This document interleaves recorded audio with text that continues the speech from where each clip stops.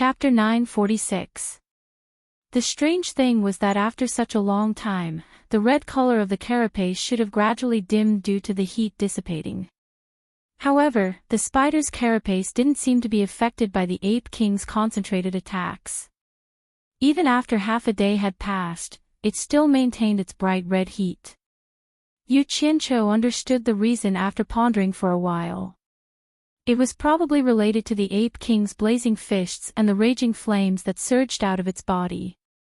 The Ape King moved quickly with flames all over its body. It was as if it was using fire to wrap around the spider's carapace to prevent it from cooling down. In addition to the violent and concentrated blazing fists, even a piece of dark steel would be scorched by it. What a one-track mind. As Yu Qianqiu sighed, he glanced at elder ancestor Nanming and immediately realized that something was wrong. He followed the elder's gaze and also noticed that there was something strange about the pitch-black platform. He transmitted his voice and asked, "Elder Nanming, is the platform that withstood the tempering a treasure?" "I can't tell what it is either, but it must be a treasure to be able to withstand such heavy attacks," elder ancestor Nanming said with certainty. 3 days passed by just like that. The spider's carapace had long changed beyond recognition. Its huge body that was about 10 meters long had become a 2-meter square metal block. Even so, the Ape King continued to swing its blazing fists. Not only did its momentum not weaken, the sounds became even more intense. Of course, this was related to the shrinking of its body and the shrinking of its range of movement. This way, the intensity of the attacks on the metal block became even more concentrated. When the 6th day passed, the 2-meter square metal block became less than a meter. Yu Qianqiu went from being dumbfounded to feeling numb. He couldn't help but admire the Ape King's profound cultivation. This was 6 consecutive days of intense consumption. Yu Qianqiu naturally didn't have the patience and time to stay here and slowly waste his time. Every day, he would go out to deal with his own matters and check out the surrounding terrain. However, elder ancestor Nanming's gaze gradually became fiery. He seemed to have understood something. He stared at the gradually shrinking metal block day after day without blinking. When Yu Qianqiu returned from his routine trip, he saw that the Ape King was still swinging its fists like rain. He cursed the Ape King in his heart for not being afraid of dying from exhaustion. After waiting for a while, he felt like he was about to doze off again. When he saw that Grandmaster Nanming was full of energy, he sent him a voice transmission out of boredom. "Senior Nanming, is there any meaning to this fellow's actions?" "Yes, of course there is." Grandmaster Nanming was a little excited as he transmitted his voice and exclaimed, "So that's how it is." Who would have thought that a stupid method would have its own benefits? Fortunately, he was gifted. If it was someone else, no matter how high their cultivation was, it would be difficult for them to continuously temper themselves and return to their original state. Every time he punches, some of the impurities in the metal will be expelled. If this continues, all the impurities in the metal will be expelled until it can no longer shrink. At that time, what will be left will be the essence of the metal. "I see. What are the benefits?" Yu Qianqiu asked. He pondered that if the effect was really great, his gold incantation should be able to display its usefulness in this aspect. It would be much better than the Ape King's stupid method. Grandmaster Nanming explained excitedly, "You must know that the purer the quality of the material, the stronger its extensibility and capacity. For example, a piece of pig iron, if it hasn't been tempered to remove its impurities, its extensibility will definitely be very poor and it will break easily. However, after being tempered to remove its impurities, you will be able to bend it, but it won't break easily. This is extensibility. In other words, it can contain more formations, and the treasures refined will also be of higher quality. This is a great benefit to the refiner. Moreover, this material is the shell of the rainbow temple spider, which is already abnormally hard." His explanation immediately piqued Yu Qianqiu's interest. He couldn't help but look forward to the Ape King's early completion. In the end, they waited for the 10th day. As the storm-like fiery fists gradually died down, the flames on the Ape King's body also disappeared. Finally, it stopped while sweating profusely and panting. With a pale face, it walked down with a palm-sized piece of metal that was still fiery red. However, its body was a little shaky. It was obvious that it had used up a lot of its cultivation. This big spider's body contains a lot of armor essence. In the past, I hunted 1,000 ordinary rainbow temple spiders, but the amount of armor essence in one of its bodies was not even as much. Mr. Nanming, what do you think? The Ape King said while panting. Yu Qianzhou's gaze was filled with admiration as he looked at the Ape King. At this moment, the consumption of his cultivation was probably 80 to 90% of his prime. If he encountered someone with ulterior motives, it could be said to be the most dangerous moment. However, it had no distractions towards the two of them. It was a sincere and magnanimous person, worth associating with. Not bad, not bad. Such a good thing can be said to be perfect. It can definitely be used to refine a top-notch treasure. The Nanming patriarch exclaimed in admiration as he held the piece of metal that was gradually cooling.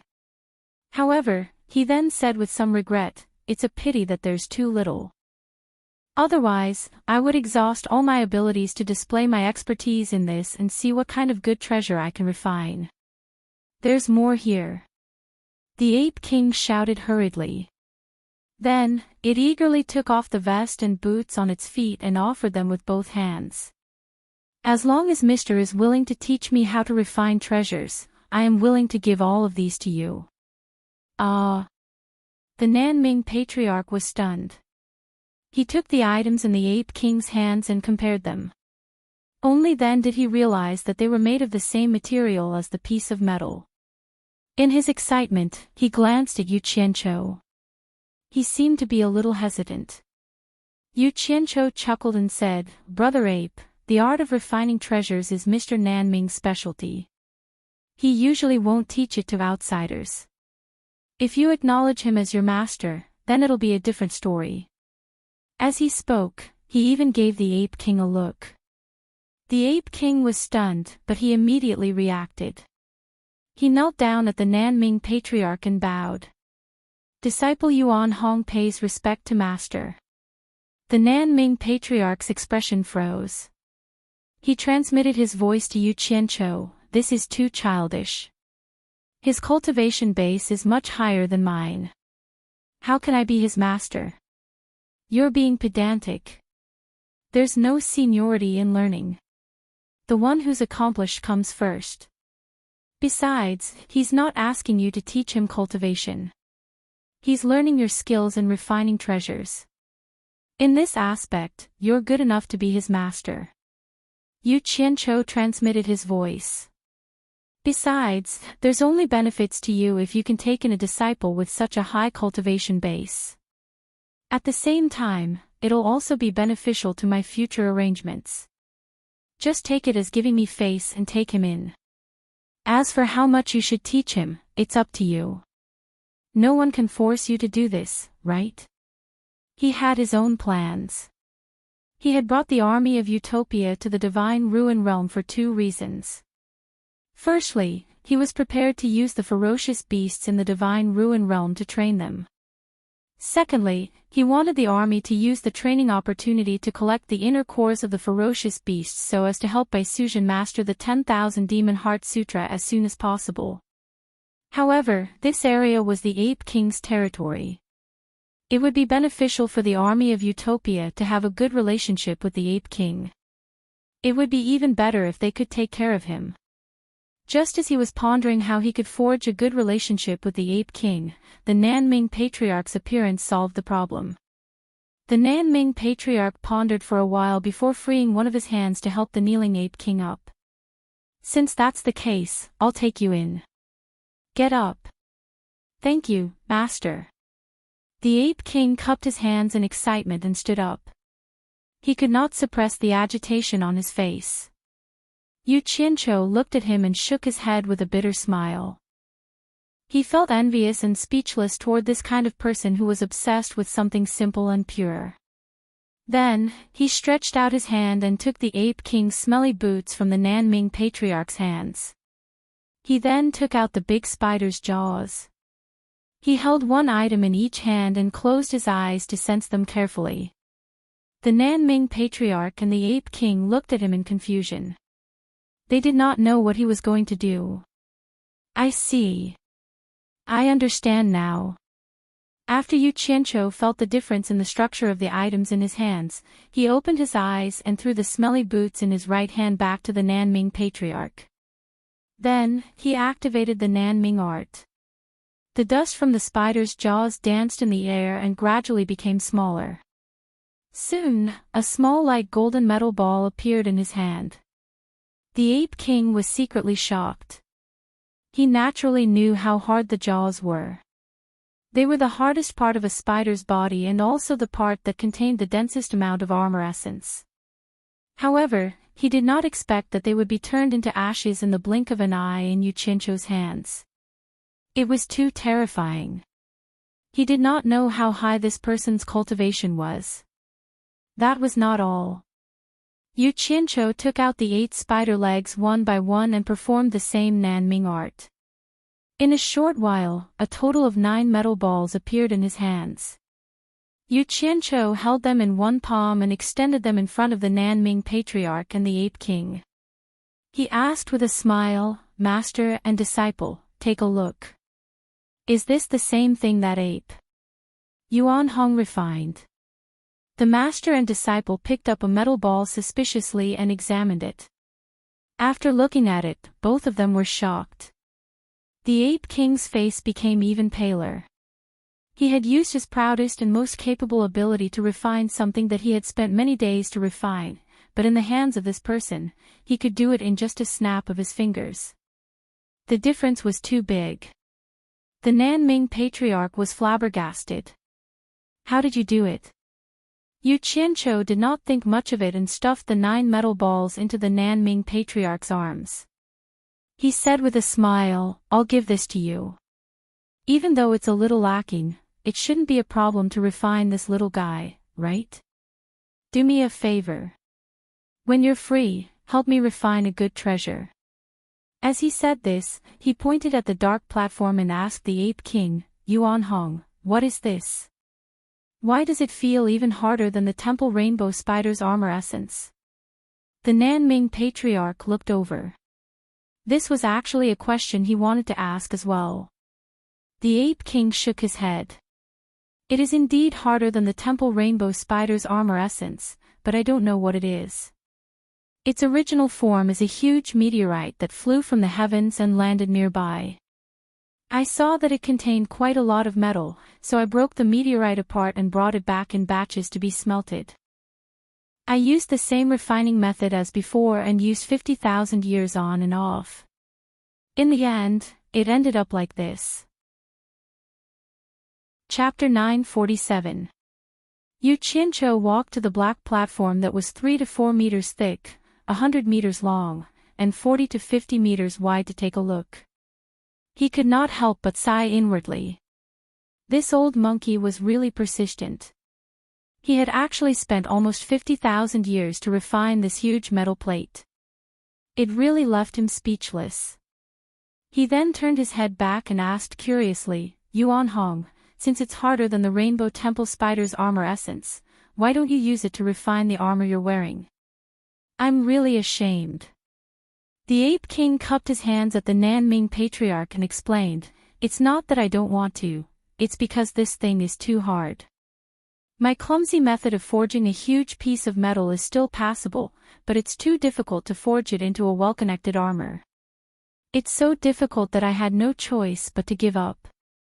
It just so happens that the thing I'm forging lacks a sturdy base, so I made do with it. But now that Master is here, I'm sure Master will have a way to solve this." He then pointed at the crushed stones that were emitting the red light of the earth fire on the ground at the center of the mountain and said, "These crushed stones are the remains of that meteorite from beyond the heavens. There's still some metal in them, but it's precisely because I have no use for them after refining them that I might as well fill the earth fire and use them as scattered anvils when refining things. Yu Qianqiu nodded slightly when he heard that. He stroked his chin and looked at the huge metal plate under his feet. His eyes lit up slightly as he asked, Mr. Nanming, I'm sure the treasure refined from this thing won't be inferior to the Rainbow Temple Spider's armor essence, right? The Nanming patriarch walked forward and formed a strange and special complicated hand seal. He brewed a spell and cast it into the black platform. After examining it closely for a while, he said in astonishment and excitement, It's really good stuff. It's 10 times stronger than the Rainbow Temple Spider's armor essence. It's such a waste to use such a good thing as a base. Yu Qianqiu's eyes immediately lit up, and he said, Then how about we refine it into a treasure? The Ape King's eyes also lit up, but when he saw the inspection spell cast by the Nanming Patriarch, his eyes lit up as well. It's naturally good to be able to refine it into a treasure, but it's a pity. Grandmaster Nanming shook his head slightly and sighed. It's a pity that my cultivation base is a little low, so it's hard for me to add formations to it when I'm refining it. If I'm not careful, it'll be ruined. The biggest problem was that it was just as Yuan Hong had said. Casting it was truly difficult. Even if one used a special method, it would take more than 10 years to refine a single treasure. Time is secondary, the main thing is, it's just too difficult. If your cultivation is raised to the immortal stage, can you add an array formation in here when you're refining? Yu Qianqiu asked. Patriarch Nanming was stunned. He then nodded and said, If I can raise my cultivation to the celestial realm, it shouldn't be a big problem with my comprehension over the years. But how can it be so easy to raise my cultivation to the celestial realm? Yu Qianqiu waved his hand and stopped arguing about this problem. He then asked, Then if I help you cast the item you want to refine first, the time needed to refine it should be greatly reduced, right? When he said this, the Nanming Patriarch and the Ape King's eyes lit up at the same time. They both recalled his miraculous method just now. This matter was probably not a problem for him at all. The Nanming Patriarch clapped his hands and shouted, This is the biggest problem. If you can cast it first, it'll greatly reduce the time needed to refine it. I can guarantee that you'll be able to refine a set of treasures in 10 days. However, after his excitement, his expression darkened again. He shook his head and smiled bitterly. But I'll say the ugly words first. With my current cultivation base, my control is not stable at all. There's still a high chance that it'll be ruined. Ha! The heavens are really on my side. Yu Qianqiu suddenly laughed maniacally when he heard this. He then cupped his hands at the Nanming Patriarch and said, Senior Nanming, I'll solve all the problems. You just need to help me refine a batch of treasures with this item. How about it? Really?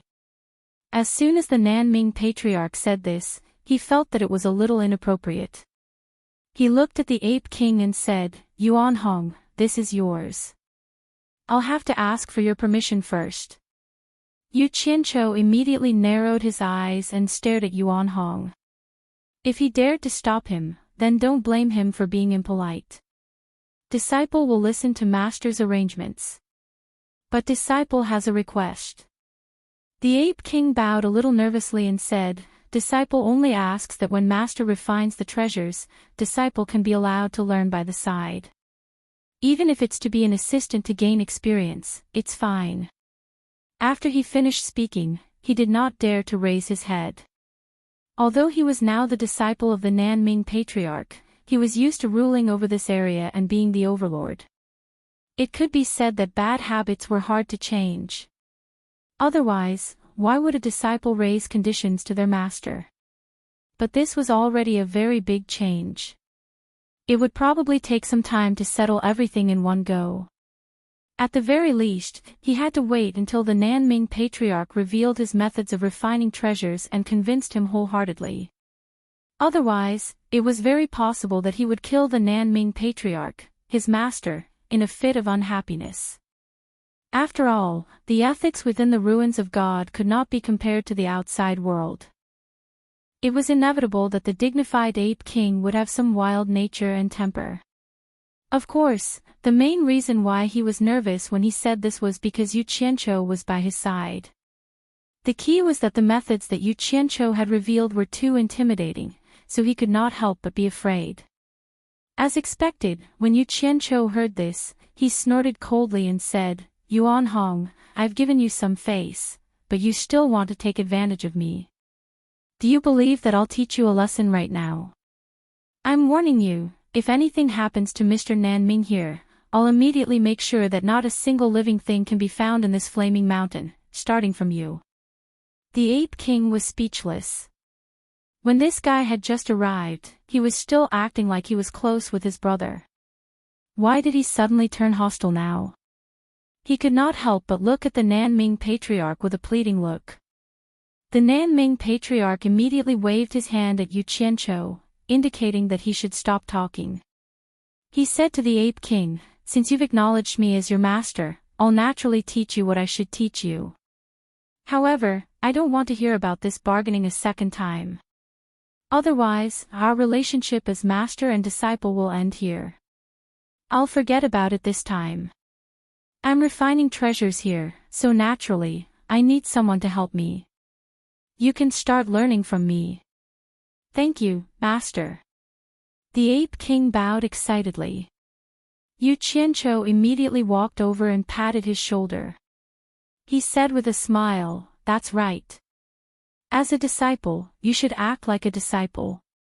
Otherwise, what's the point of being a disciple? Don't you think so?" He could turn hostile and laugh whenever he wanted, but a straightforward person like the ape king could not get used to it. He could only cup his hands awkwardly and said, "I've learned something."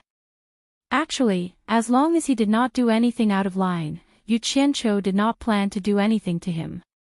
He was just trying to scare him just now so that he would have some scruples in his heart. This was also to save him trouble in the future. Since the matter was over, Yu Qianqiu no longer pestered him. He immediately took out a great restriction-breaking pill, a marrow-cleansing pill, and an immortal ascension pill. He pulled the Nanming patriarch over and explained how to use them and the symptoms that would appear. Finally, he stuffed them into the Nanming patriarch's hand. Is this real?" The Nanming patriarch looked at the pill in his hand in disbelief. The ape king did not think that what Yu Qianqiu said was a lie. Instead, he became even more wary of Yu Qianqiu. "My character is famous for being good. You don't believe others, but you don't believe me. Don't worry and take it. Just deal with it according to what I say." Yu Qianqiu urged him to start quickly and not waste time. Old ancestor Nanming was both excited and skeptical. If Yu Qianqiu didn't praise his character, he would have directly consumed it. But once Yu Qianqiu praised his character, he immediately became a little timid. Others did not know, but he had been with Nongzhu for a long time. He often heard Nongzhu talk about the dirty things that Yu Qianqiu had done. The Yu Qianqiu in Nongzhu's mouth could be said to be a person who did all kinds of good and bad things. It would be strange if the Nanming patriarch was not afraid. However, when he thought about it, Yu Qianqiu did not have the intention to harm him. With his current cultivation, if he wanted to harm him, he could do it directly. There was no need to go around in such a big circle. In addition, with Yu Qianqiu's unceasing urging, the Nanming patriarch gritted his teeth and walked to the center of the dark platform. He sat down cross-legged and took the limit-breaking pill. The facts proved that Yu Qianqiu did not lie to him. When his cultivation successfully broke through to the final stage of soul formation with the help of the spirit stone, the Nanming patriarch was immediately excited.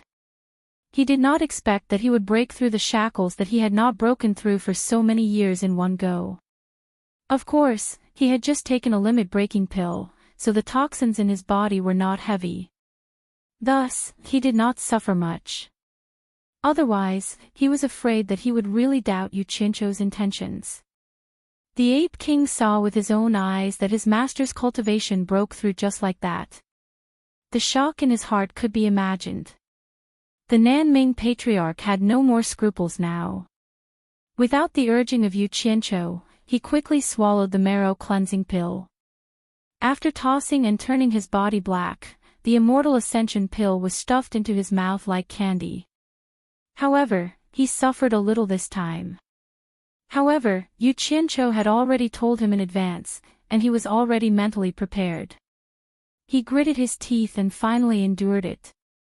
His cultivation successfully stepped into the early stage of minor immortal. This is real. I really stepped into the immortal realm. The Nanming patriarch checked the changes in his body. He still could not believe it. He felt like he was dreaming. Did he really break through to the immortal realm that he dreamed of so easily? At the side, the ape king looked at Yu Qianqiu as if he was looking at a god. He muttered in his heart, if I get on good terms with him, will he be able to help me improve my cultivation? All right. Stop dreaming. Put on your clothes first. After I help you forge an immortal body, you will be considered to have truly stepped into the ranks of immortal cultivators. It's still too early to be happy. Yu Qianqiu waved his hand as if he was used to this scene. Looking at the old man's naked body was really boring. The Nanming patriarch was a little too excited. He no longer cared about being shy. After putting on his clothes, he obediently stood beside Yu Qianqiu and waited for instructions. In the past, he had never been so obedient in front of Bai Changchun. Yu Qianqiu also wanted to hurry up and get things done.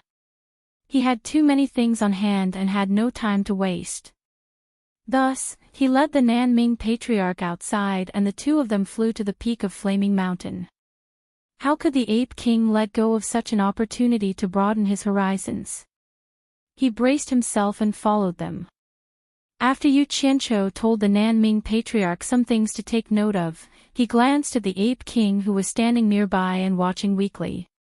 He secretly pinched the purple flames in each of his palms and placed them on his back. He stood on the peak of the mountain with the demeanor of a grandmaster. Facing the heaven and earth, he shouted, there is righteousness in the heaven and earth.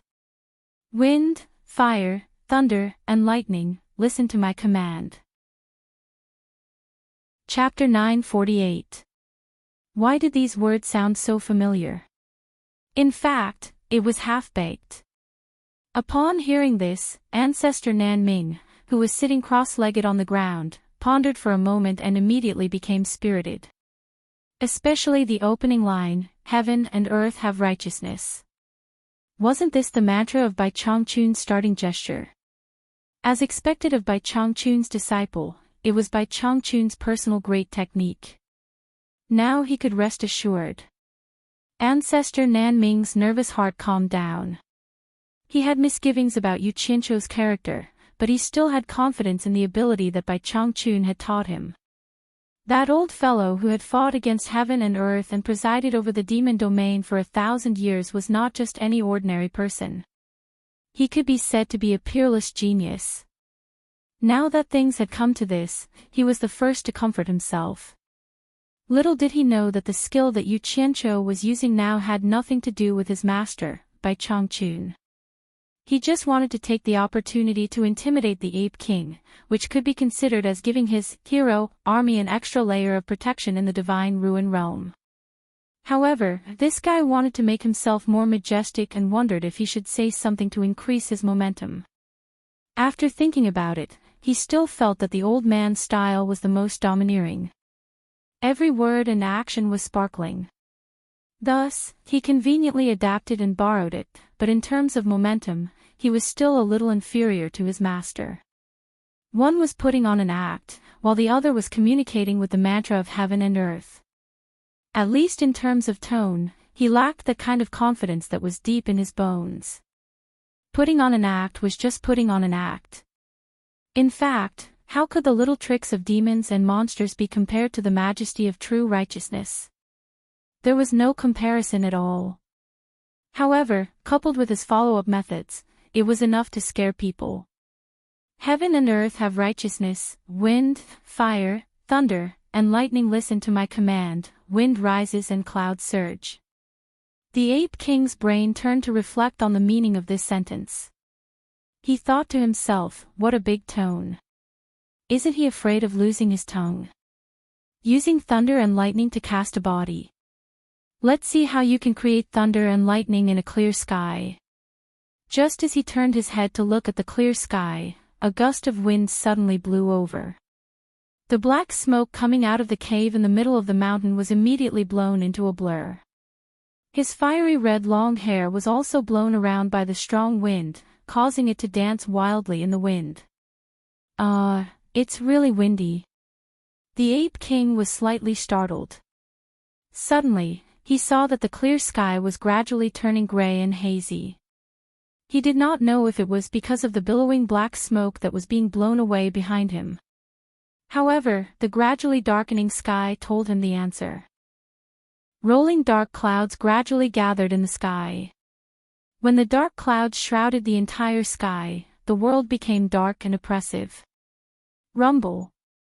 A dull and shocking thunder rumbled in the dark clouds. Even through the dark clouds, the thunder still shone brightly on the vast land.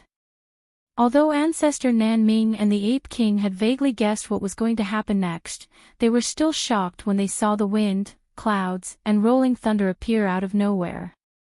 Could it be that the wind, fire, thunder, and lightning in the world really listened to him? Ancestor Nanming suddenly looked at Yu Qianqiu, who had the demeanor of a grandmaster and was facing heaven and earth with his hands clasped behind his back. He could not help but sigh inwardly. He is indeed Bai Changchun's disciple and the punishment envoy of the demon region. I wonder how high his cultivation is now. Kacha! A bolt of lightning descended from the dark clouds and descended on the vast land. It was a vast expanse of green in front of him, which immediately pulled Ancestor Nanming's attention back. He looked up and saw that the dark clouds were already filled with electric snakes, and the image of thunder and lightning was ready to strike. The violent wind blew endlessly, causing the clothes of the three of them to flutter loudly. The Ape King looked at the scene of heaven and earth changing color and instantly felt that he was so small under the power of heaven and earth. It was as if a gust of wind could blow him away without a trace. Mr. Nanming, it's about to begin. Get ready. Yu Qianqiu glanced at the Ape King as he said this. If it was not for the sake of intimidating this fellow, there was no need to make such a big commotion.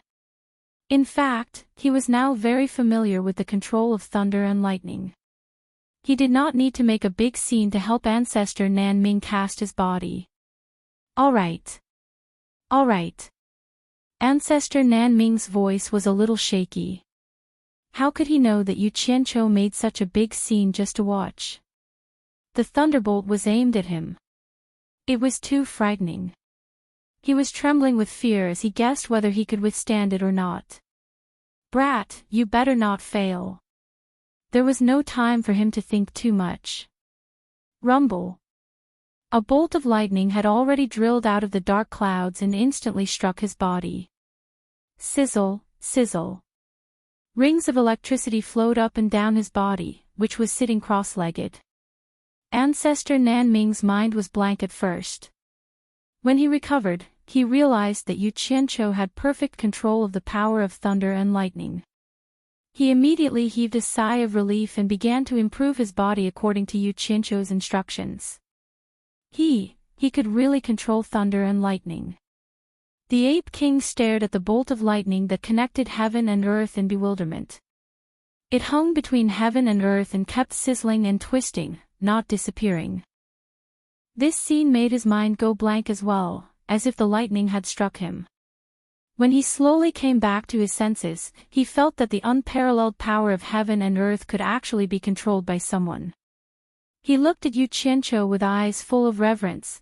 When the bolt of lightning that connected heaven and earth retracted back into the sky, the sound of thunder in the dark clouds gradually subsided. The lightning disappeared and the dark clouds also began to dissipate rapidly. In a short while, the blue sky was once again supported by the sun. Everything was like a dream or an illusion. The Ape King, who had witnessed this scene with his own eyes, dared not believe that it was real. However, in front of him, the naked Master Nan Ming stood up slowly. He was laughing wildly with his arms wide open.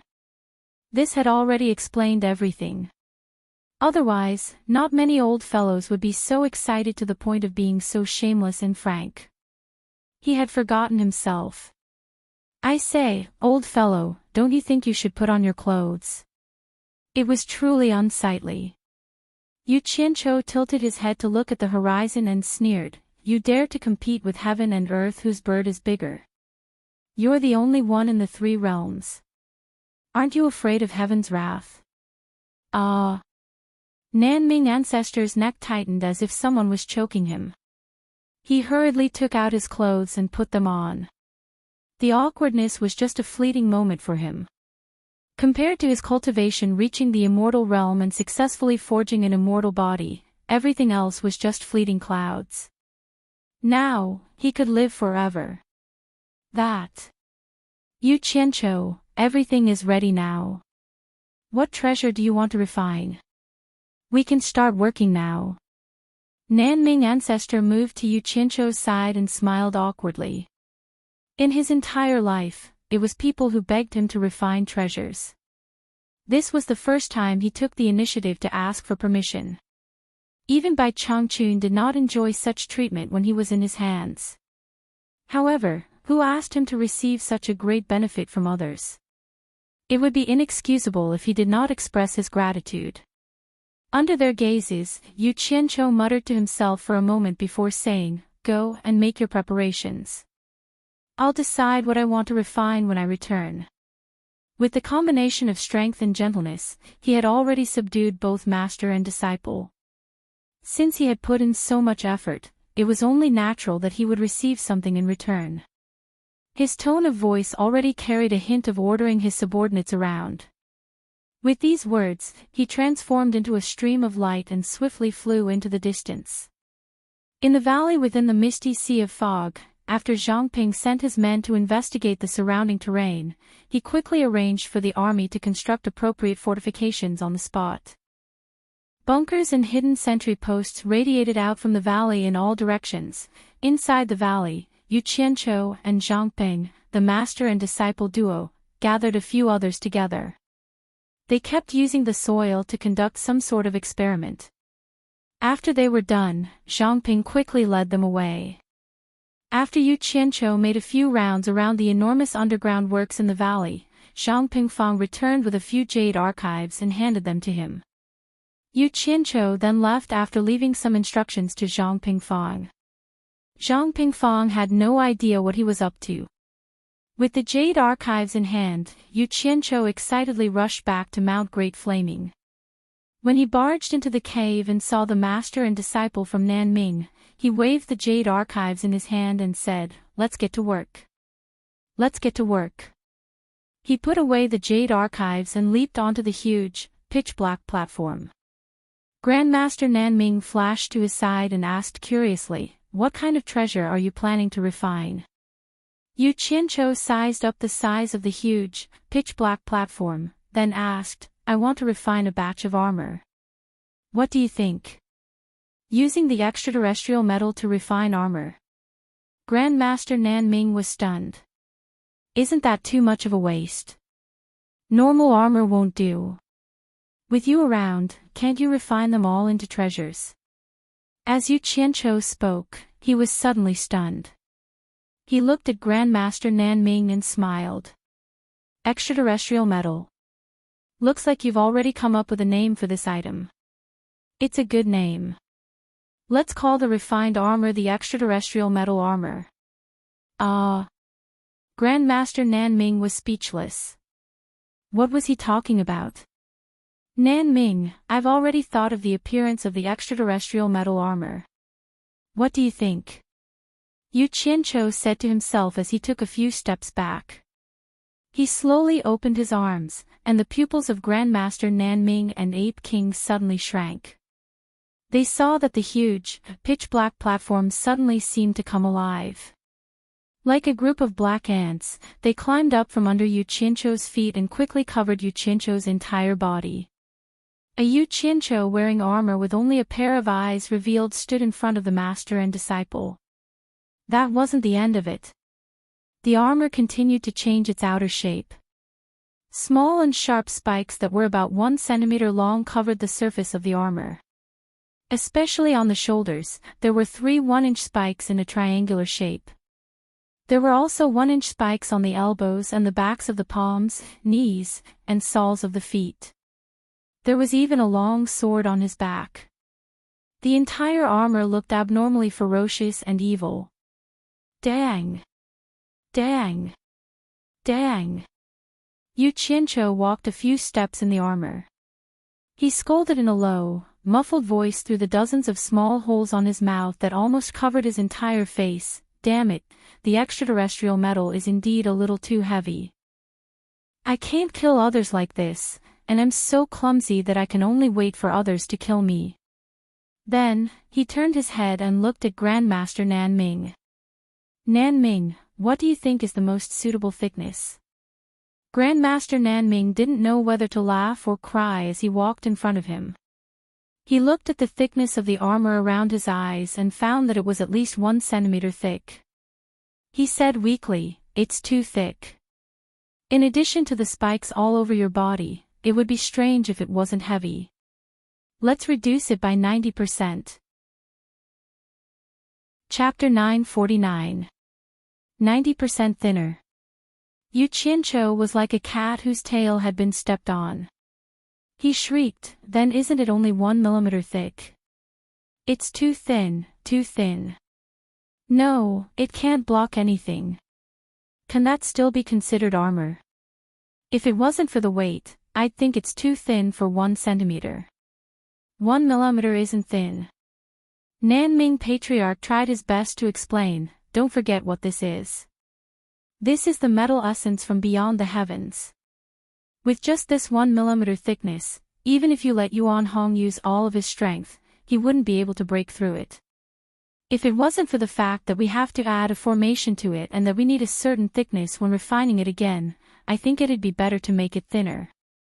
If someone's cultivation is so high that they can break through the metal essence from beyond the heavens, it'd be useless even if you add another meter. They can still break through it. Moreover, after adding a formation inside, its defense will be greatly increased." What you said makes sense.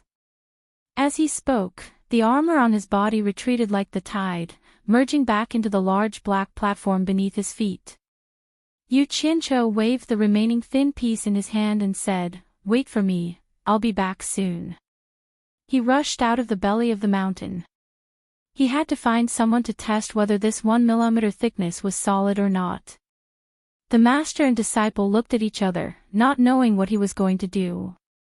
Suddenly, Nan Ming Patriarch noticed that Ape King's forehead was drenched in sweat. He couldn't help but ask curiously, "What's wrong with you?" Ape King wiped his sweat and stared at the black platform in a daze. He then asked with lingering fear, "Master, just how high is his cultivation?" He was truly frightened by Yu Qianzhou's methods.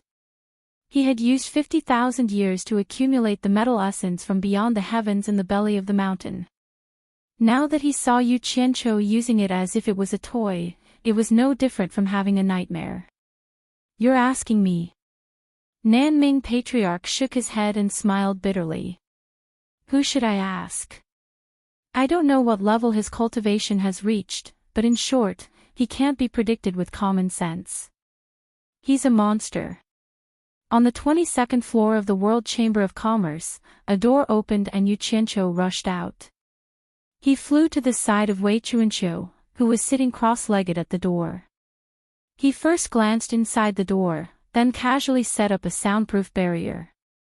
Holding the thin piece of extraterrestrial metal essence armor plate that was only 1 millimeter thick, he waved it in front of Wei Chuanqiu, who was sitting cross-legged with his eyes closed, and said, "Bat King Wei, look what I've brought you." Wei Chuanqiu opened her eyes without hesitation. She stared blankly at the black object in front of her for a while. Then, she stood up and asked suspiciously, "Why are you so kind as to give me something good? Isn't it just a piece of broken metal? What good is this?" Hee hee. You don't know this. It took me a lot of effort to get this thing. Yu Qianqiu smiled sinisterly as he waved the thing in his hand and said, "This is called extraterrestrial metal essence. Don't be fooled by its small size, but its defense is amazing. I can guarantee that even if you use all your cultivation, you won't be able to break it." Are you serious? It's really as powerful as you say. Wei Chuanqiu's eyes lit up. She was instantly intrigued by Yu Qianqiu and was about to reach out to take a look. Unexpectedly, Yu Qianqiu hid it behind him and said with a smile, "Since you don't believe me, let's make a bet." Wei Chuanqiu immediately became alert and sneered, "What bet? I think you're up to no good again. What extraterrestrial metal essence? I've never heard of it. It's just a piece of broken metal. You can give it to me if you want, but I don't care. Look at you. I told you that you don't believe me. If this is considered a piece of broken metal, then there's nothing good in this world." Yu Qianqiu took out the piece of metal from behind him with a look of disdain and sighed, "How about this? In order to verify that this piece of metal you said is really indestructible, let's make a bet. If you can't break it, then I'm sorry. I'll take it back and not give it to you. If you can break it, then I'll give it to you." Really indestructible? Wei Chuanqiu thought that whether she gave it to him or not, there was no loss to her. She took the thing in her hand and flicked it with her finger. In the end, she found that it was really not an ordinary thing. Her eyes lit up again and she immediately became spirited. "How is it? I didn't lie to you, did I?" Yu Qianqiu urged, "Quickly try it and see if you can break it." With its dang sound, Wei Chuanqiu's finger touched it with a green light. Then they put their heads together and looked at it. There was no mark on it at all. Wei Chuanqiu immediately exclaimed, and then a series of green light poked on the broken piece of metal. After a series of dang dang dang sounds, there were some slight scratches on it, but it was far from being damaged. Such a thin thing was actually so indestructible. Wei Chuanqiu immediately clicked her tongue and said in surprise, "It's really a good thing." Of course. Yu Qianqiu was delighted, but he didn't forget to ask, "Old bat, is that all you can do? Have you used all your cultivation?" "Just a little more. If you can't break it, I'll take it back." "Why are you in such a hurry?" Wei Chuanqiu rolled her eyes, then she mustered up her strength and poked the piece of metal for a while. However, only some slight scratches were left, which was really incredible. Wei Chuanqiu was still unwilling to give up. He held the two sides of the piece of metal and used all his strength to pry it open. "This thing is called extraterrestrial metal essence, right? Where did you get it? I really can't use my hands and feet here. It looks like I have to find a secluded place to attack it. Otherwise, it'll be really hard to break it open. This is a good thing. It can't be better to refine it into a treasure." The piece of metal showed signs of bending when he used so much strength, but once he relaxed, it immediately returned to its original shape. All right. Stop for a while." Yu Qianqiu took the thing from his hand and put it away, saying, "Look at how strenuous you are. It'll be a waste if you continue." He turned around and left. He was satisfied that the experiment had reached this stage. Even Wei Bat King couldn't break it with his cultivation, so there was nothing more to say. If he let Elder Nanming refine it a little more, its defense would probably be even stronger. "It's fine as long as I know what I'm doing. I'll try again when the armor is done." "Yu Qianqiu, don't go. I haven't used my full strength yet." "I'll try again," Wei Chuanqiu shouted from behind. He was prepared to trick Yu Qianqiu into giving him such a good thing. Unfortunately, Yu Qianqiu didn't fall for his trick at all. Even if you're as treacherous as a ghost, you still have to drink the water I wash my feet with. Yu Qianqiu turned around and chuckled. He waved his hand at Wei Chuanqiu and went into one of the rooms. Ah. Wei Chuanqiu looked at the guarded door behind him and thought for a while before sitting down cross-legged. However, just as he closed his eyes, he suddenly opened them again. In a flash, he chased after the room that Yu Qianqiu had gone into. In the end, he discovered that Yu Qianqiu had already disappeared. He immediately gritted his teeth. Only after he calmed down did he realize that he had been tricked by Yu Qianqiu. Yu Qianqiu had gone around in circles and didn't know how to react. He couldn't understand why he would be so stupid as to make such a bet with Yu Qianqiu. If the item couldn't be broken, it wouldn't be given to him. If it was broken, it would be given to him. Wouldn't he be at a disadvantage regardless of whether he won or lost? If things could be broken, why would he want a broken item? Is this kid too free? Why did he come here to play this game? Wei Chuanqiu thought about it and found it strange. There didn't seem to be any benefits for Yu Qianqiu to make this bet. However, what he didn't know was that Yu Qianqiu was purely using him as an experiment. What would he think if he found out? In the belly of the great flaming mountain, Yu Qianqiu had already put on his armor again. After experimenting, he listened to Patriarch Nan Ming's suggestion and reduced the armor's thickness by 90%. Naturally, the weight was reduced by a lot. Then, under Patriarch Nan Ming's suggestion, he wore the armor and performed various body movements. The spikes that hindered the flexibility of his joints were all removed. The spikes on the inner parts of his limbs and the spikes that hindered the bending of certain parts of his body were all removed.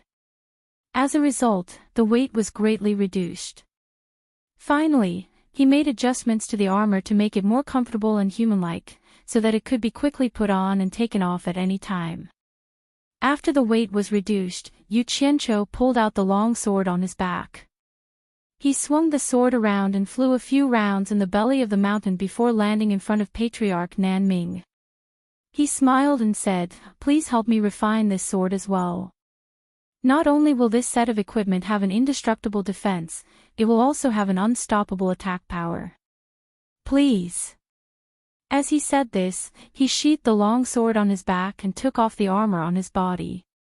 Patriarch Nan Ming smiled bitterly as he received the armor. He sighed and said, "I will do my best." What are you doing?" In a flash, Yu Qianqiu returned to the pitch-black platform. He took out a few jade archives, held them in his hands, and closed his eyes. The jade archives recorded the detailed data of the nearly 10,000 members of the hero army. The reason he had sought out Zhangpeng and the rest for this very moment. After a while, several hundred sets of armor slowly floated up from the large platform, surrounding Yu Qianqiu. None of the armor was empty. The parts that revealed their eye sockets were empty, but each of them stood straight with a long sword slung on their back. In addition, the uniform design of the armor made them look ferocious and terrifying. One couldn't help but suspect that they were ghostly soldiers of the netherworld who had crawled out from the ground. Yu Qianqiu opened his eyes, took out a storage bracelet, and wore it on his wrist. He stored the several hundred sets of armor inside. This was only the first batch. Immediately after, several dozen batches of similar ferocious empty armors appeared on the pitch-black platform. In total, nearly 10,000 sets of ferocious empty armors were all stored inside the storage bracelet. After preparing all the sets of the hero army, Yu Qianqiu stopped. The 4-meter-thick platform beneath his feet was now only slightly more than a meter thick.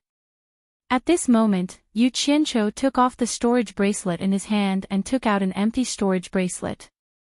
He then walked towards the dumbfounded Patriarch Nan Ming.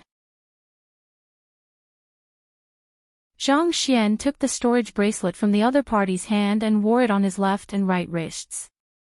As long as he agreed. Yu Qianqiu smiled and nodded. He didn't force it anymore. As the saying goes, there will always be a way when the time comes. When the time comes, there will naturally be a way.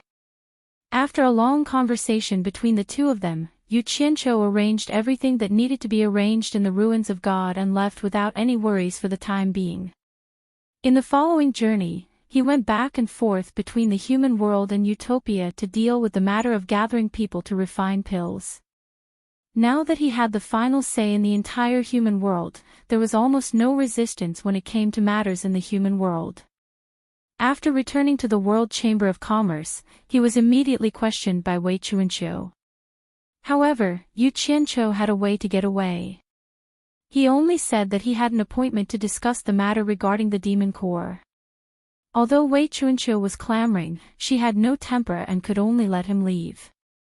In the eyes of outsiders, the business of the World Chamber of Commerce was still miserable.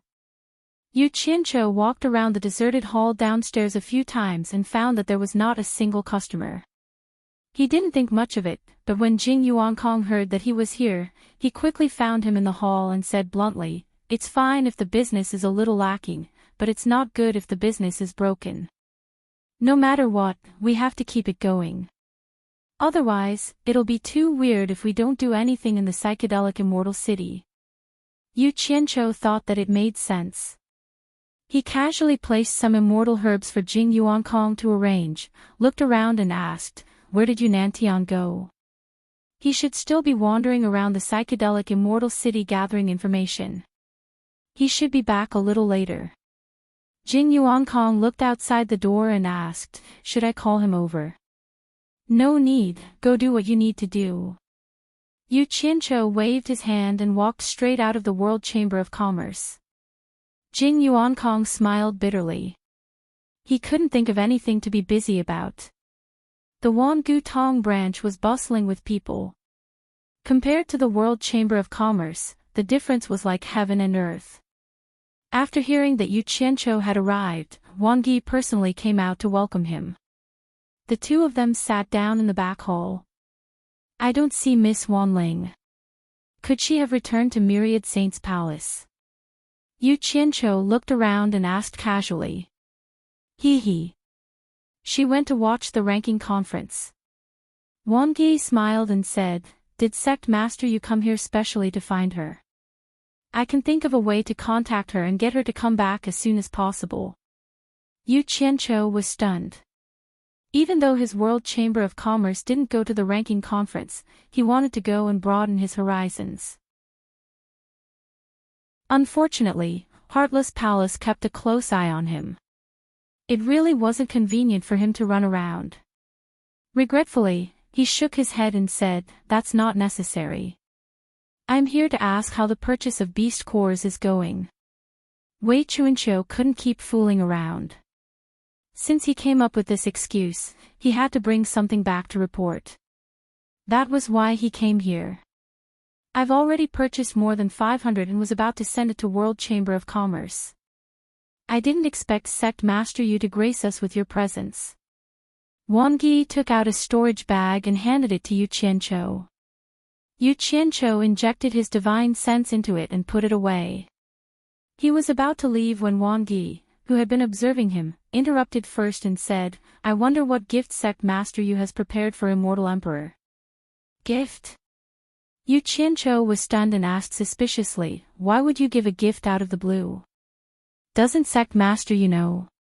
Wang Yi said strangely, "Immortal Palace will hold a grand wedding ceremony for Immortal Emperor and Immortal Monarch Ji Wu in a year. No, I should call her Immortal Empress now. Immortal Palace will hold a grand wedding ceremony for Immortal Emperor and Immortal Empress Ji Wu in a year." A few days ago, Immortal Palace announced to the entire immortal world that they will invite all the sect masters of the immortal world to gather at Immortal Palace to congratulate them. After saying that, he observed Yu Qianqiu's expression and was slightly puzzled. However, Yu Qianqiu really didn't know about this. To be exact, he didn't have time to know about it. After hearing Wang Yi's words, he couldn't help but be a little absent-minded.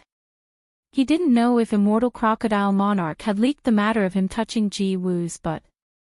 If one day, Immortal Emperor Jin Tai heard about it, then he would be doomed. At least, he would have no place in the immortal world. Oh. Yu Qianqiu scratched his head and said perfunctorily, "This matter. See, I almost forgot about it." Sigh. I have a headache thinking about the gift for Immortal Emperor. I don't know what to give. Keep pretending. How could you forget about such a big thing? You are clearly from the Immortal Palace. It doesn't matter if you give a gift or not, so I didn't take it to heart at all. Wang Yi probed a little and smiled, thinking he knew what was going on. That's true. The Immortal Emperor's wedding is not an ordinary wedding. He is the supreme of the immortal world. I really have to think about the gift.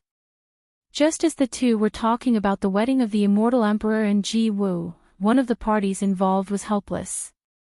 The Immortal Palace shone brightly in the sky, and below it was the dazzling Crystal Palace. In the courtyard, Liu Yanqing carefully accompanied Ji Wu, but Ji Wu looked up at the Immortal Palace floating in the auspicious clouds with a frown. At first, the Immortal Emperor gave her a 1-month deadline to consider the marriage. After the 1-month deadline, the Immortal Emperor came again to interrogate her.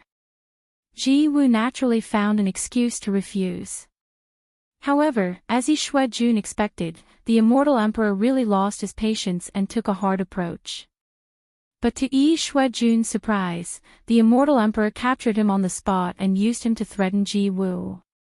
He once again gave Ji Wu a deadline to think about it. The consequences of refusing again, the Immortal Emperor's actions were clear. Yi Shuijun would be the first to suffer. After some consideration, Ji Wu had no choice.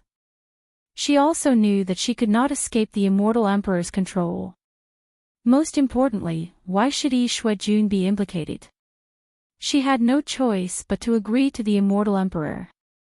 However, she still held a glimmer of hope and made a final effort to delay. She could marry, but she had to have a year to adjust her emotions. Otherwise, she would not be able to accept the reality of being forced. At this point, the Immortal Emperor naturally had no reason to force her. Besides, for him, what was the difference between a year and a snap of the fingers? So he agreed to Ji Wu and ordered people to send a message to the entire immortal world on the spot. This was to force Ji Wu to have no room to regret. However, a few days passed, and Ji Wu still did not see Yi Shuijun being released. She could not help but wonder if Yi Shuijun had been killed. Today, she had made up her mind. If she did not see Yi Shuijun return, she would not hesitate to break into the Immortal Palace and fall out with Immortal Emperor Jin Tai. Liu Yanqing stood quietly behind Ji Wu. Her mood had not completely calmed down. Even in her wildest dreams, she didn't expect that her sudden decision would cause her to witness something unimaginable. She was by Ji Wu's side and witnessed the entire process of Immortal Emperor Jin Tai's forced marriage. She didn't expect that these high and mighty characters, who were rarely seen by ordinary people, would have such a face. Immortal Empress, let me play the guqin for you. Liu Yanqing said behind Ji Wu. Ever since she was brought here, Ji Wu would ask her to play and sing almost every day. However, since Yi Shuijun was taken away, she did not ask for it anymore. Immortal Empress. Don't mention this in front of me in the future. Ji Wu looked at the sky with some confusion and murmured, Liu Yanqing, Lingfang Valley must be beautiful. Liu Yanqing responded subconsciously, then her whole body shook. She suddenly looked up at Ji Wu's back in horror. How did she know about Lingfang Valley?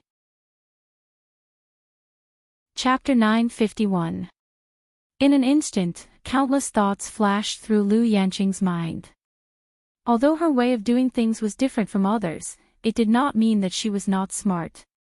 One thing she was sure of was that Ji Wu definitely did not guess the name of Lingfang Valley blindly, and it was impossible for her to guess it so accurately. Moreover, she even asked the owner of Lingfang Valley. Obviously, Ji Wu wanted her here because she already knew about her relationship with Lingfang Valley. Did she also know that the world commerce's people were smuggled from the human world? Was she the only one who knew about this? Or did others also know about this? Or perhaps she was just testing me, but I actually responded just now. Oh my God! What did I do? Thinking that once these secrets were leaked, the entire world commerce's people would suffer, Lu Yanqing could not help but turn pale with fright, and her delicate body broke out in a cold sweat. Unfortunately, she could not recognize that the person who followed Yu Qianqiu in Lingfang Valley was Yi Shuijun, who had been captured by the immortal emperor. Otherwise, she could more or less guess something, and would not be as clueless as she was now. However, Yi Shuijun's hair was full of small braids, and he was purely dressed as a tribal savage. Even his skin color had been specially changed. He was a completely different person from now, so how could she easily recognize him? She did not know when, but Ji Wu had turned to look at her and asked, "Are you afraid? Are you afraid of something else, or are you afraid that I will reveal your secret? I don't understand what immortal monarch is talking about." Lu Yanqing replied nervously, her heart in turmoil. At this time, she suddenly thought of Yu Qianqiu. She believed that if Yu Qianqiu was here, he would definitely have a way to deal with such a matter properly. She instantly understood Yu Qianqiu's ruthlessness. If it was Yu Qianqiu, based on Yu Qianqiu's character, the first thing he would think of was to silence them. She suddenly understood something. Sometimes, if one was not ruthless and decisive, the consequences of the situation would be very terrifying. The lives of many people would be implicated in it. However, these thoughts only flashed through her mind. Some things that were deeply engraved in her heart could not be changed. Not to mention that she did not have the ability to silence Ji Wu. Even if she had the ability, she still could not do it. Don't you understand what I'm saying? Ji Wu's cold face revealed a slight smile. She stared at Lu Yan and said, "Why are your eyes evasive? Why don't you look at me like you usually do?" "That's because you have a guilty conscience. You're not a liar at all, so why force yourself?"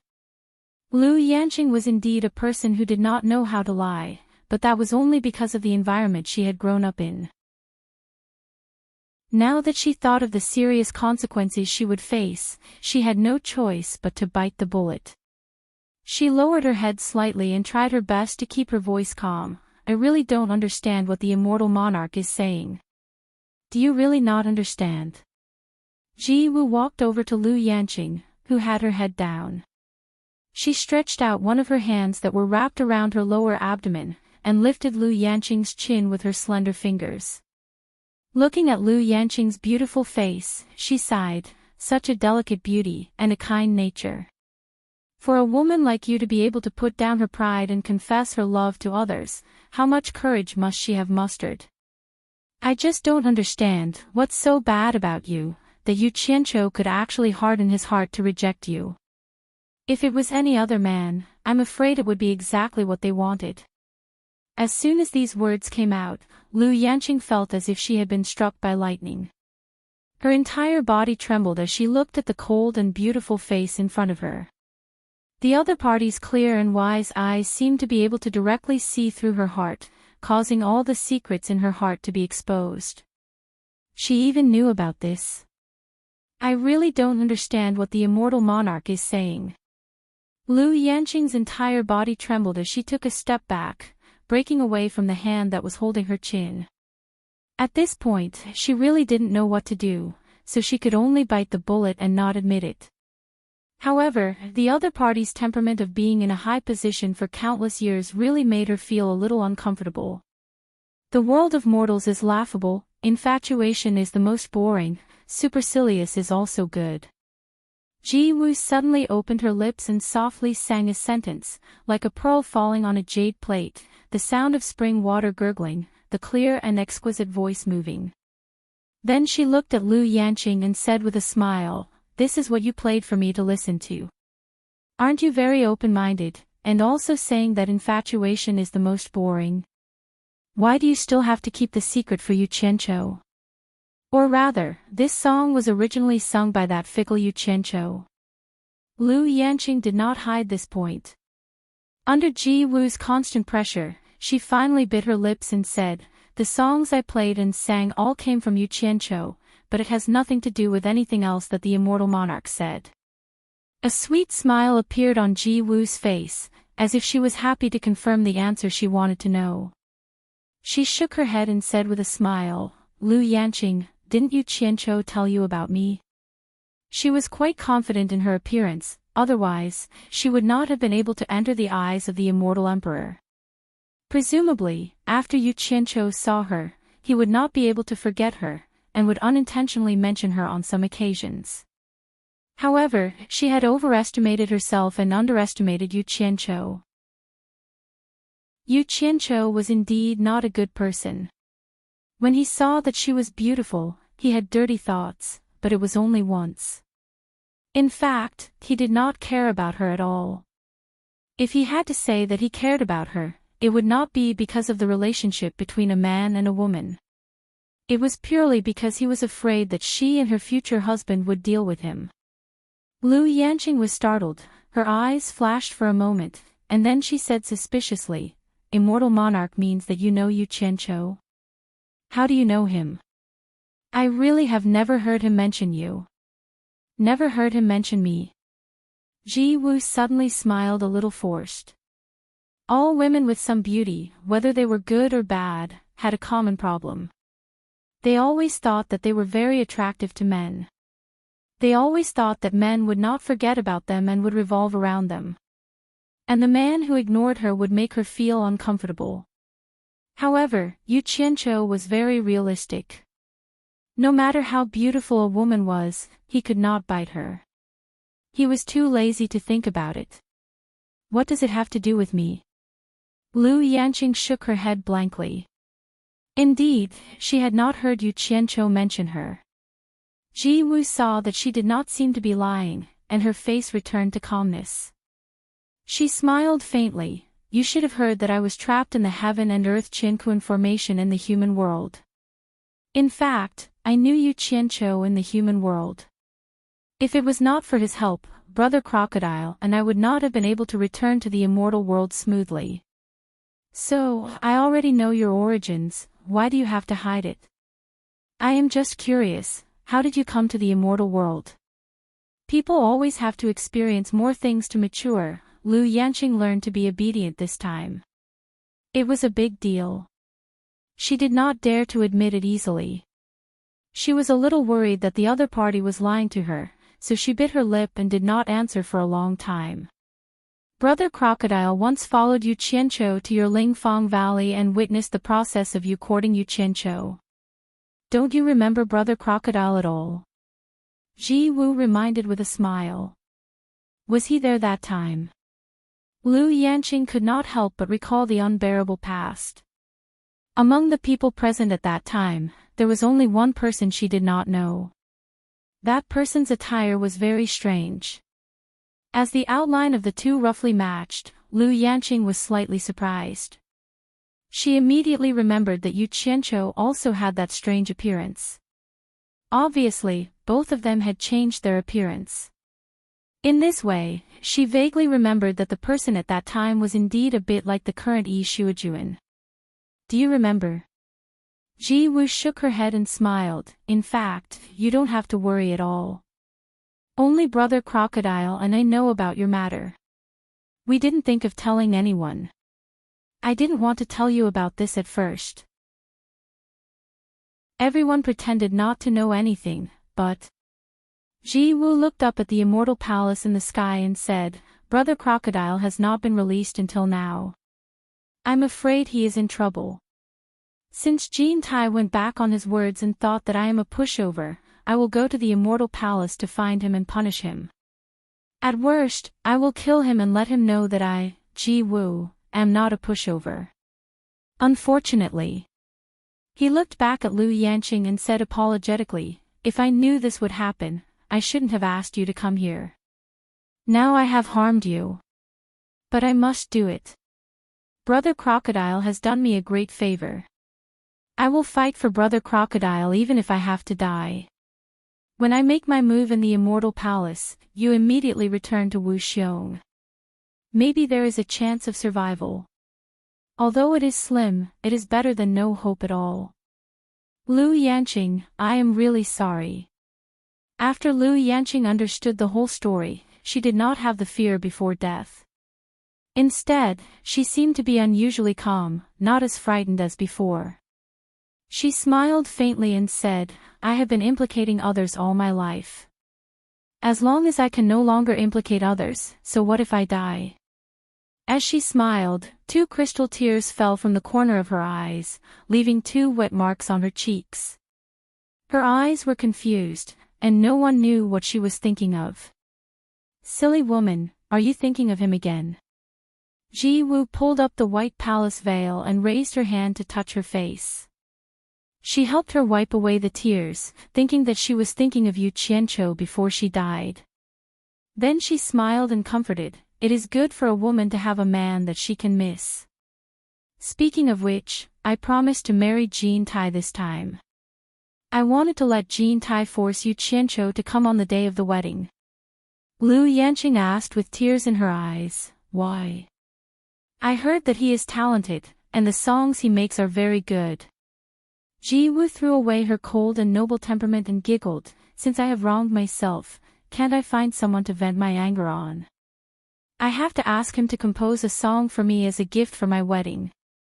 Lu Yanqing suddenly smiled through her tears. Just as she was about to say something, she saw Ji Wu suddenly look up at the sky. Following her gaze, she saw a stream of light coming directly from the Immortal Palace and then landing in the courtyard. A skinny old man with white hair tied behind his head glanced at the 2 of them. He was carrying a person in his hand. It was the unconscious Yi Shuijun. Chapter 952. Brother Yi. Ji Wu exclaimed, but Yi Shuijun did not react at all. Ji Wu pointed at the person with sharp eyes, and Gao, what did you do to him? The person was in Gao. His status in the Immortal Palace was not to be underestimated. He was the commander of the law enforcement guard that deterred the entire Immortal Realm.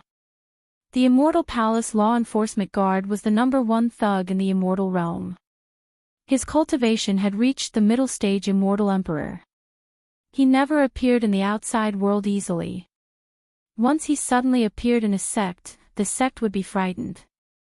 His appearance usually meant that a sect was about to be exterminated. It did not mean that other sects were no match for him, but his law enforcement guard had many masters. He controlled a large number of the most powerful masters in the Immortal Palace. His strength was quite terrifying. He was the primary force of the Immortal Palace to deter the entire Immortal Realm. In the Immortal Realm, wherever there was a person who disobeyed the orders of the Immortal Palace, they would be there.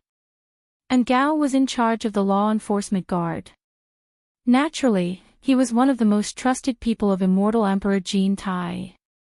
He was extremely powerful in the Immortal Realm. Wherever he appeared, it usually represented Immortal Emperor Jean Tai. Who in the Immortal Realm was not afraid of him? And Gao looked at Ji Wu expressionlessly. His eyes were as cold as lightning. In the entire Immortal world, there were very few people who dared to shout in front of him. If it was in the past, there was no need for him to give her face. But now, things were different. After a moment of silence, and Gao finally replied, Immortal Empress, he insulted the Immortal Emperor. If it were not for Immortal Empress, he would have been dead. This subordinate merely made him shut up. After expressing his respect, he waved his hand at Yi Shuijun, who had fainted on the ground. Yi Shuijun suddenly woke up. Brother Yi, are you okay? Ji Wu hurriedly went to help Yi Shuijun, who was staggering to get up. She took the opportunity to check if he was injured and suddenly found that Yi Shuijun's cultivation was all sealed. Ji Wu immediately patted Yi Shuijun's back a few times, but found that the seal could not be undone. She immediately turned back and said angrily, "Ngao, unseal him. I can't do anything about it." The seal on his body was personally made by the immortal emperor. "I can't undo it." And Gao slightly clasped his hands together and said, "This subordinate advises immortal empress not to act rashly. You also know the immortal emperor's methods. If you act rashly, you might even hurt him." "You." Ji Wu was so angry that she didn't know what to say. Immortal Queen. Yi Shuajuan, who had woken up, grabbed her hand and asked sternly, "Ji Wu, did you agree to that cold-blooded and heartless beast?"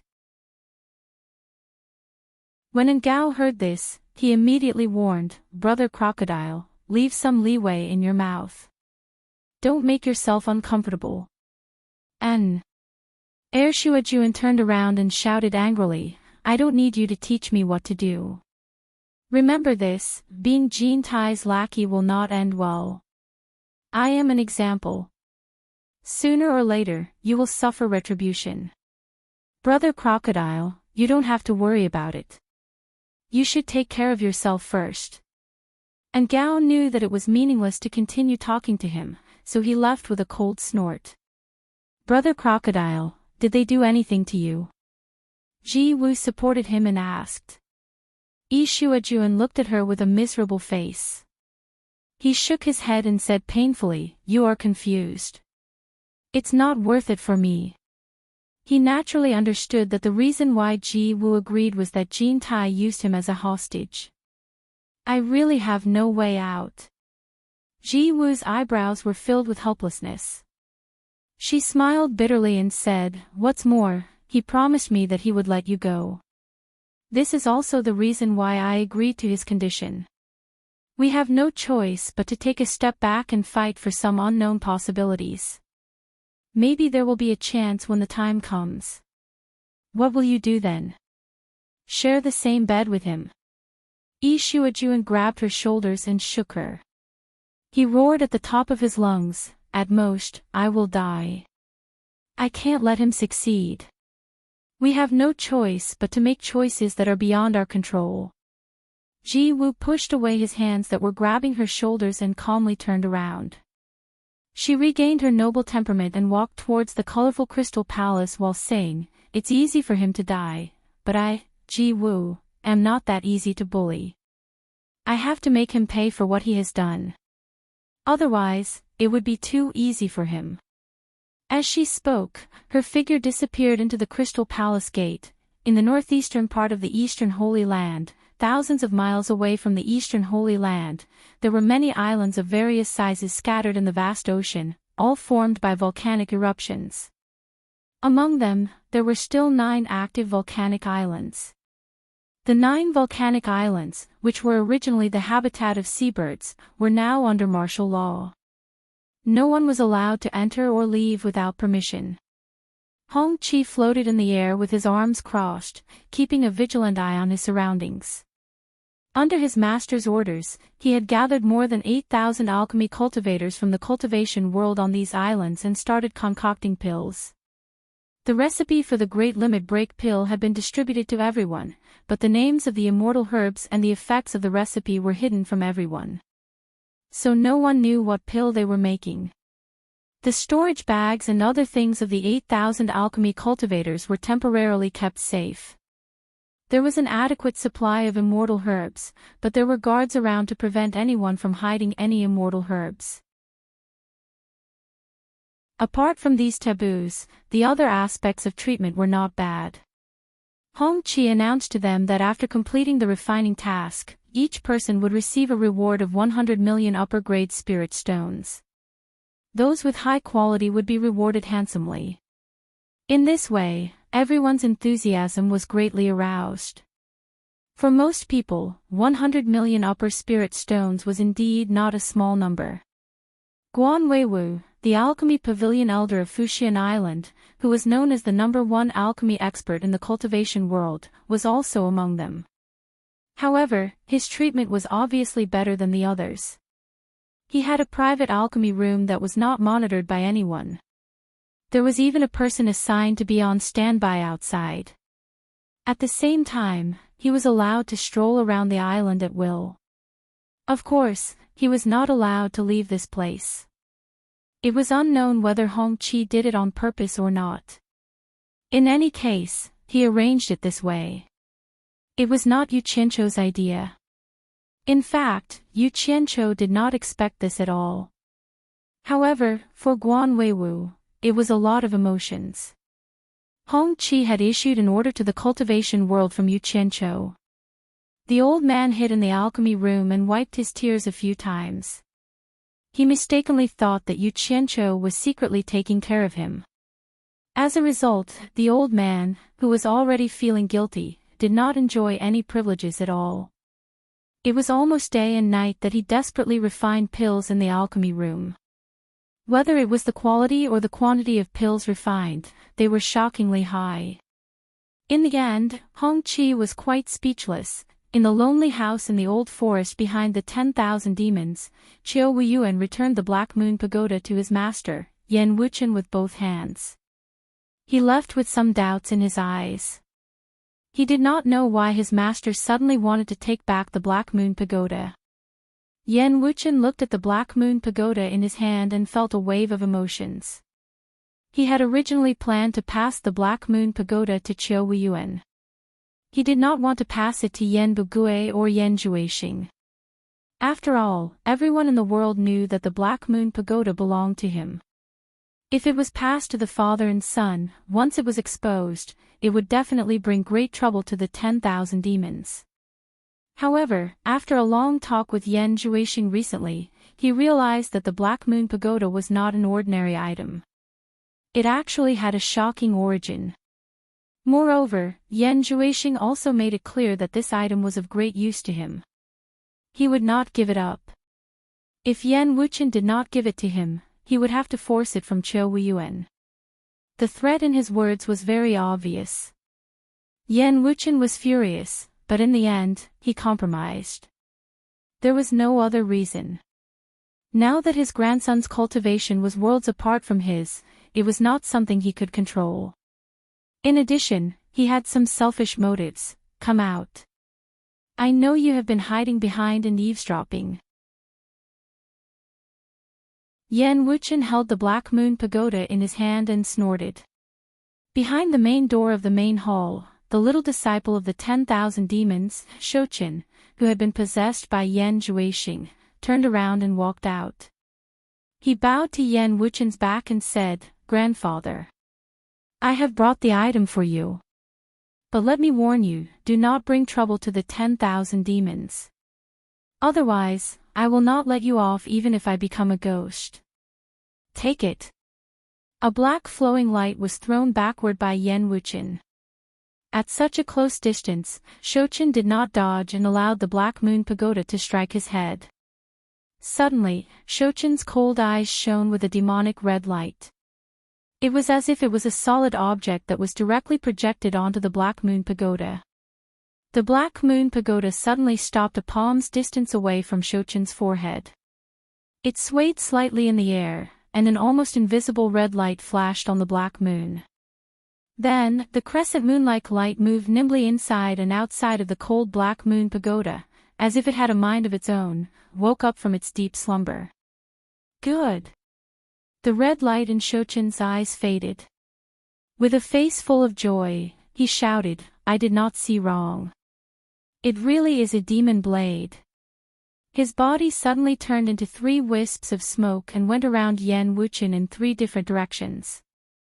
The 3 wisps of smoke circled around the courtyard for a while before landing in the center of the courtyard and reappearing. This situation caused a flash of light to flash through Yan Wuchen's eyes. The floating Black Moon Pagoda shot out almost at the same time. After circling around Shouchen in the courtyard for a while, it finally stopped in front of Shouchen and swayed slowly, as if it was trying to identify something. Under Yan Wuchen's gaze, Shouchen bit the tip of his finger and drew a blood talisman in the air. Then, he quickly made a series of messy finger seals and shot a spell at the blood talisman floating in the air. The blood talisman immediately shone with a red light and then suddenly shrank into a ball of blood light. As Shochin slapped at the bloodlight, he shouted, "Great demon god technique, now is the time to return. Recognize me as your master."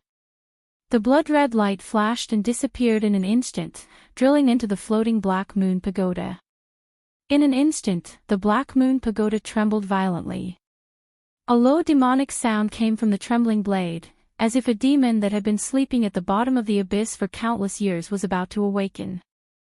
Suddenly, a strong blood-red light burst out from the Black Moon Pagoda. The light shot up into the sky, illuminating the entire courtyard and the forest outside in a bright red light. An overwhelming majestic aura rushed out in all directions like an avalanche.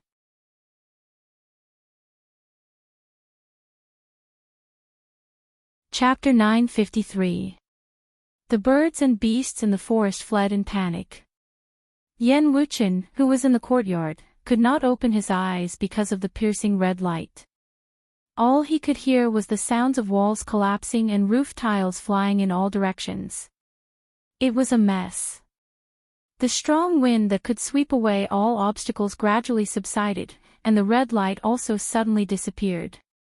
Yen Wuchen opened his eyes and was shocked. A giant Black Moon Pagoda that was 100 meters tall appeared in front of him. It was so real, and it did not look like an illusion.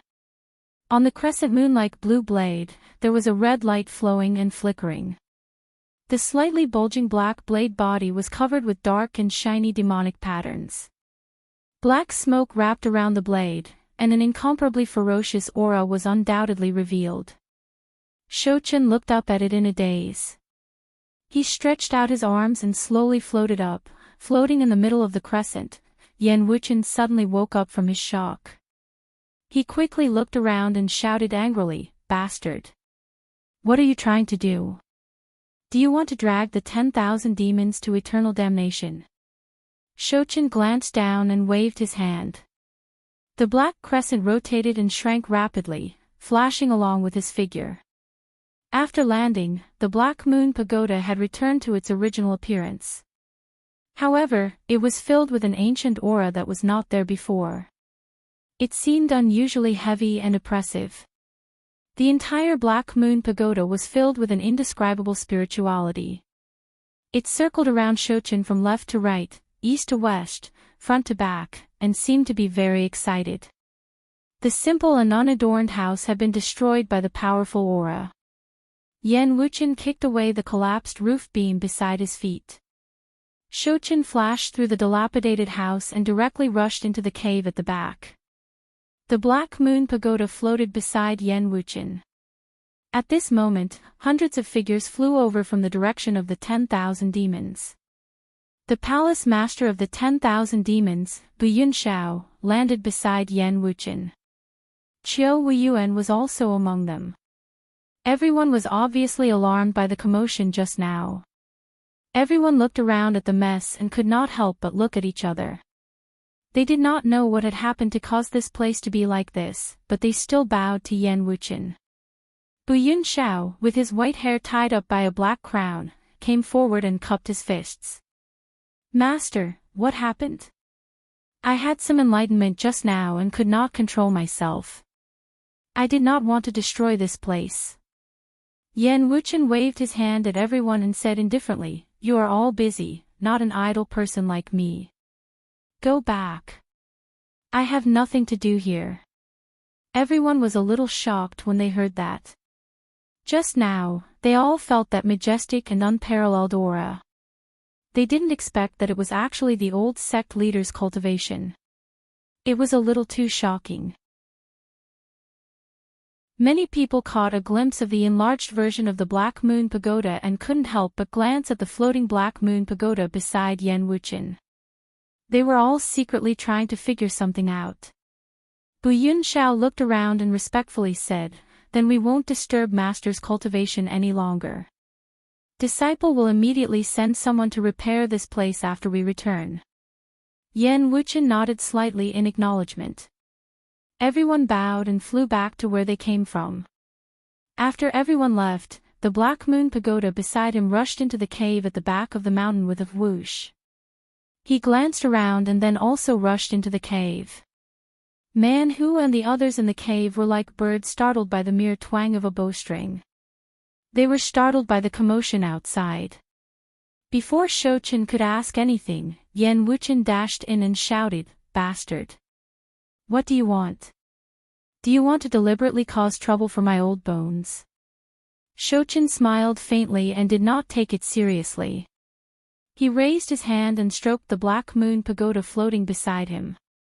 He said to himself, "The current Yu Qianqiu is really powerful. He can actually command the world and become the world's #1 master." Then he looked around and asked, "What do you think he is planning by gathering all the alchemy cultivators in the world?" Man Hu and the others shook their heads.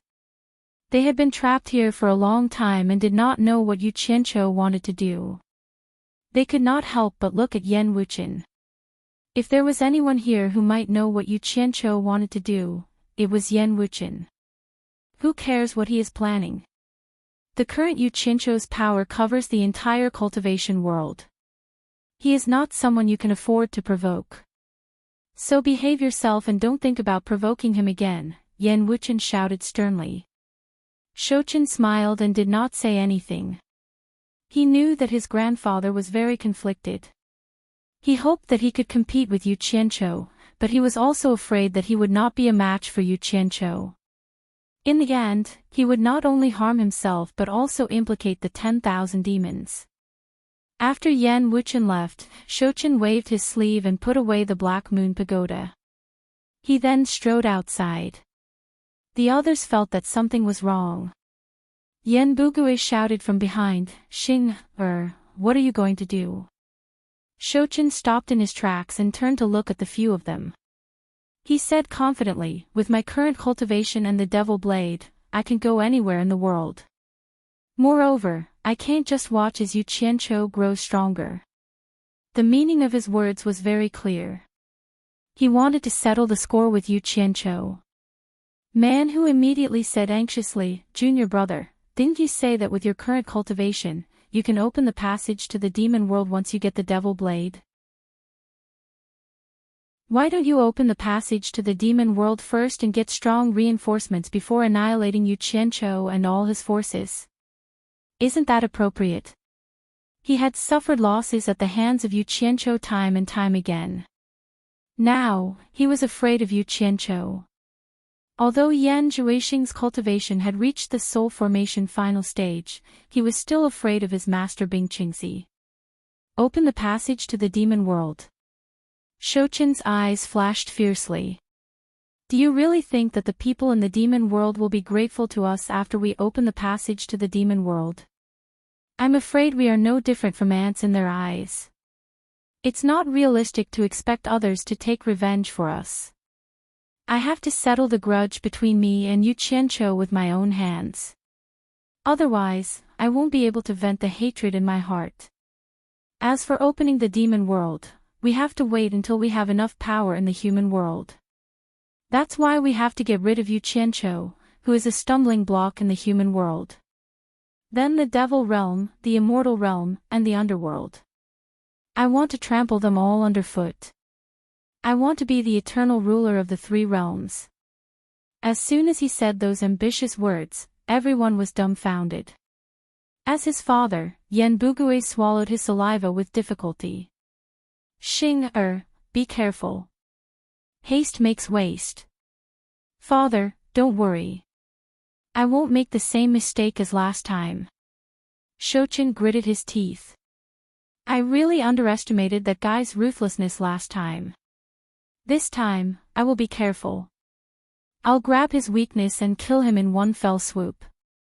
The last time he was talking about was the time when he held Lu Yanqing and the others hostage in the Spirit Fong Valley. Who knew that Yu Qianqiu did not care about the lives of Lu Yanqing and the others, and still tried to kill him, to the point that his soul almost flew away. They knew him too well. They knew that once he made a decision, there was no point in trying to persuade him. Yan Bugui sighed. Find a chance to see your mother and sister. See if they're doing well. I'm sure they've been worried about us. Shouchen paused and seemed to recall something. After a long silence, he said slowly, "After we leave this place, I'll go to the 100 Flowers Palace. You guys wait here.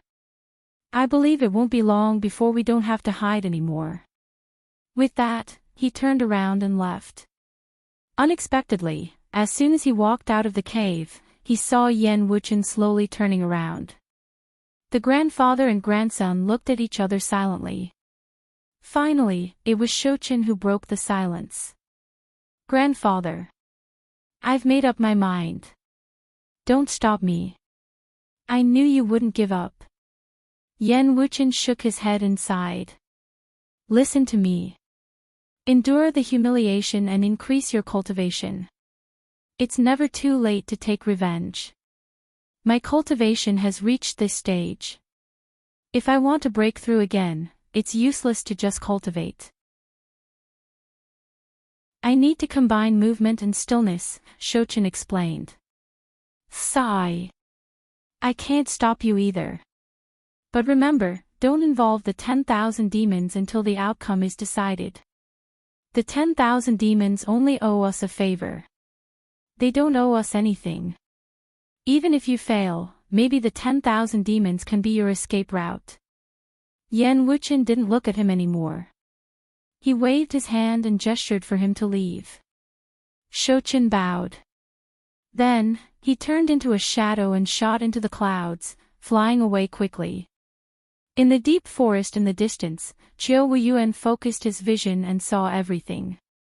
When he saw Shouchen leaving at an unimaginable speed, his expression changed drastically. Not long after Shouchen flew out of the mountain range where the 10,000 demons were entrenched, he suddenly stopped in the air and turned around to look down. No one knew what he had inadvertently discovered, but he quickly flew downwards and directly scuttled into the dense forest. He blocked in front of a woodcutter and said indifferently, "Who are you? Why are you staring at me?" The woodcutter had a short beard. Although he was dressed like a woodcutter, he didn't have any woodcutter's tools. In fact, his tools had already been thrown a few kilometers away. He chuckled and said, "Young master, why do you say that?" Shouchen looked around and sneered. "You're hopelessly stupid. You're full of flaws. Do you think there's a need to hide? You don't look like someone from the 10,000 demons." After sizing up the woodcutter, he stared at the woodcutter's face. He suddenly narrowed his eyes and said, "I think I've seen you somewhere before. Tell me honestly, who are you? Don't refuse a toast only to drink a forfeit." The woodcutter's expression changed slightly. Without another word, he quickly fled into the distance. However, before he could get far, he saw a figure flash in front of him. Two beams of demonic red light pierced his mind, and he immediately fell unconscious. "You dare to show off in front of me with just this bit of ability?" Shouchen sneered. "Who are you, and what are you doing here?" The woodcutter said with a dazed expression, "My name is Hai Wei. I've been ordered to keep watch here." Hai Wei. Shouchen frowned slightly and racked his brains. Suddenly, his gaze turned cold, and his face darkened. "No wonder you look familiar. We've met in cornucopia before.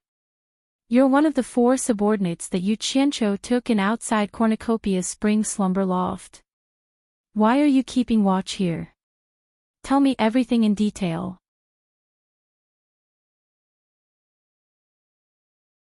Chapter 954. After listening to Hai Wei's story, Shouchen suddenly laughed hysterically and said, "Yu Qianchou, oh Yu Qianchou.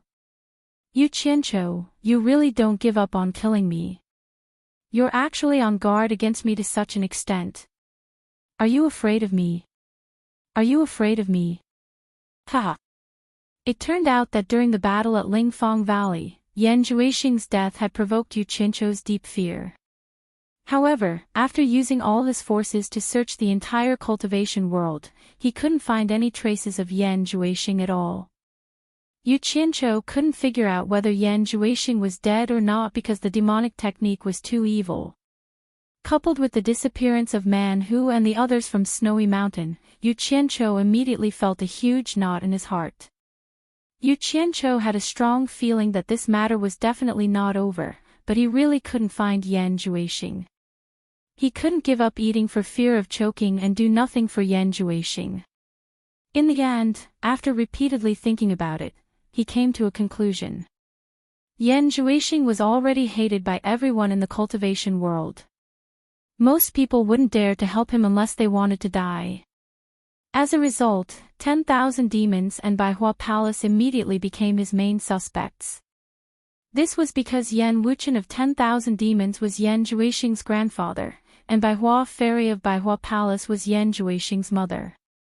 In the entire cultivation world, if there were people who would dare to risk their lives to help Yan Juexing, it would definitely be these two.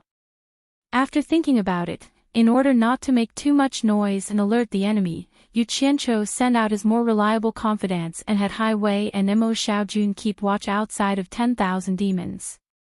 They would keep an eye on the back of the mountain where Yan Wuchen lived. If they found any suspicious people or things, the two of them would immediately inform the Hong Gang and Qing Gang.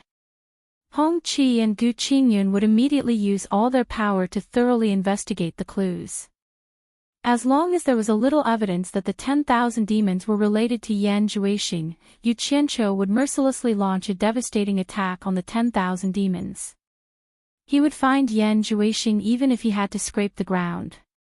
Similarly, Yu Qianqiu didn't let the Flower Palace off either, and he sent Amano and Li Chuxiang to monitor them in secret. Not many people knew about this. Other than Yu Qianqiu, there were only these four people, Hong Qi and Gu Qingyun. Originally, Yu Qianqiu wanted to directly destroy the 10,000 demons and the Flower Palace so that Yan Juexing would have nowhere to hide. However, considering that the demonic art was too strange, he wasn't very confident that he would be able to find Yan Juexing, so he left these two sects as bait. He didn't believe that Yan Juexing could rise again without any support, so he had to find a trustworthy foothold. It could be said that leaving these two sects was to not waste a lot of manpower and resources to search blindly. This kind of setup had to be said to be farsighted, and he had accidentally encountered it. Yan Juexing didn't even know what was going on. He really resurrected with Yan Wuchen of the 10,000 demons. However, things were always unpredictable. Hai Wei didn't think that Yan Juexing's cultivation level had already reached the soul formation late stage. He was immediately discovered by Yan Juexing as soon as he revealed a bit of information. Yan Juexing immediately figured out the ins and outs of the matter with the power of his magic eye. "You're saying that there are two more people watching the Flower Palace?" Shouchen asked in a deep voice. "Yes." Hai Wei replied respectfully. Shouchen immediately gritted his teeth. While he hated them, he couldn't help but admire Yu Qianqiu. He had come out this time to go to the Flower Palace, but he didn't expect that he had already fallen into Yu Qianqiu's trap. This guy was really terrifying. If he didn't get rid of him as soon as possible, it would be a huge problem.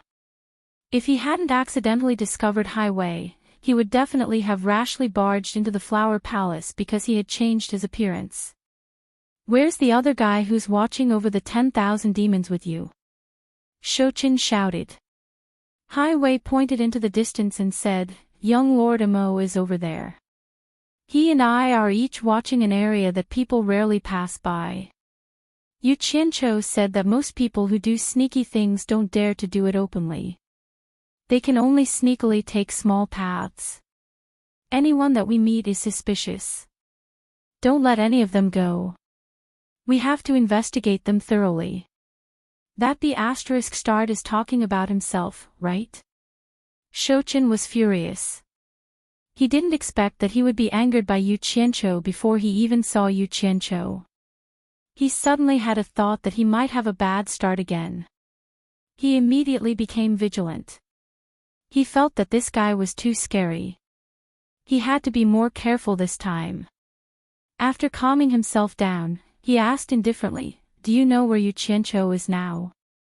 "I don't know. I haven't seen him for a long time. If anything happens, I directly informed the people from the Green Gang and Hong Gang, Hai Wei replied. Hee hee. The Green Gang and Hong Gang are Yu Qianzhou's lackeys. Shouchen suddenly looked into the distance and sneered. Yu Qianzhou, it's time for us to have a showdown. What you've given me, I'll give it back to you 10 times, 100 times more. Continue to monitor here. Pretend that you've never seen me. After saying this to Hai Wei, he quickly flew toward the place where Mo Xiaojun was hiding.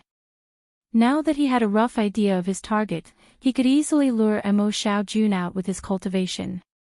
After taking control of Shouchen made some inquiries, and the information he obtained was similar to what Hai Wei had said.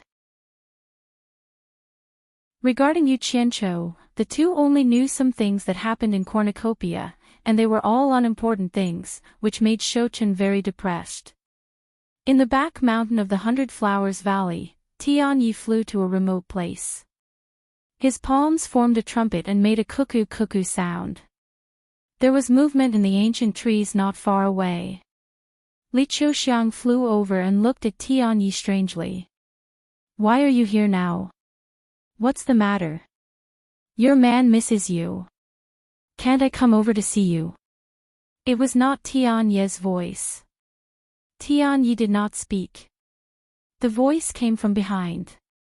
Li Qiuxiang was shocked.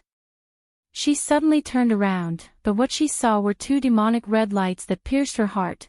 In the 100 Flowers Valley, Shouchen strolled toward the mountain gate of the 100 Flowers Palace. He looked around and could not help but sigh. Previously, he was like a rat on the street that everyone wanted to beat up. He did not dare to return even if he had a home. This time, if he had not changed his appearance, it would probably be inconvenient for him to return. Thinking that all of this was caused by Yu Qianzhou, he could not help but grit his teeth. Halt! The two disciples guarding the 100 Flowers Palace flashed out. They pushed their palms at Shouchen and shouted, "This place is not for trespassing. Report if there's anything. If there's nothing, leave immediately." Shouchen was stunned. Only then did he remember that he was no longer the young palace master who could enter and leave the 100 Flowers Palace at will. However, since he dared to come so brazenly, he naturally prepared an excuse. He cupped his hands and said, "I'm a serving disciple under consecrated Yen of the 10,000 demons. This time, I'm here to visit the 100 Flowers Palace master under the orders of the ancestral master. I have something to tell you. Please report it."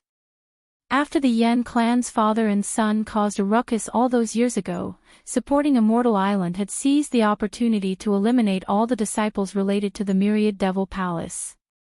It could be said that supporting Immortal Island had seized the opportunity to take control of the Flower Palace. Hearing that it was a disciple of the 10,000 demons, the disciples guarding the gate shouted angrily, "Our palace master does not want to see anyone from the 10,000 demons."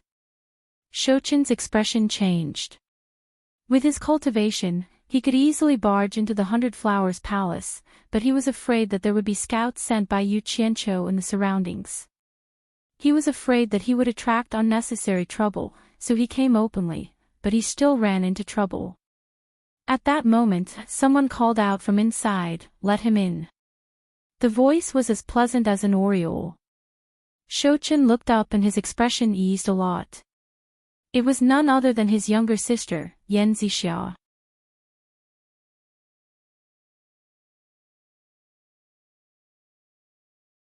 Chapter 955. Your son was heavily injured after a fierce battle with that traitor named you in Spirit Fong Valley. I almost lost my life. Luckily Grandpa took me in and saved my life. Shouchen immediately knelt down and told his mother the gist of what happened. He was very confident in his mother, not worried that Baihua Fairy would leak the secret. Then he said, "Before I left, Father specifically told me to come and see if mother and sister are doing well, you." Baihua Fairy felt like she was struck by lightning, stunned on the spot, still in disbelief. You said you're Xing Er."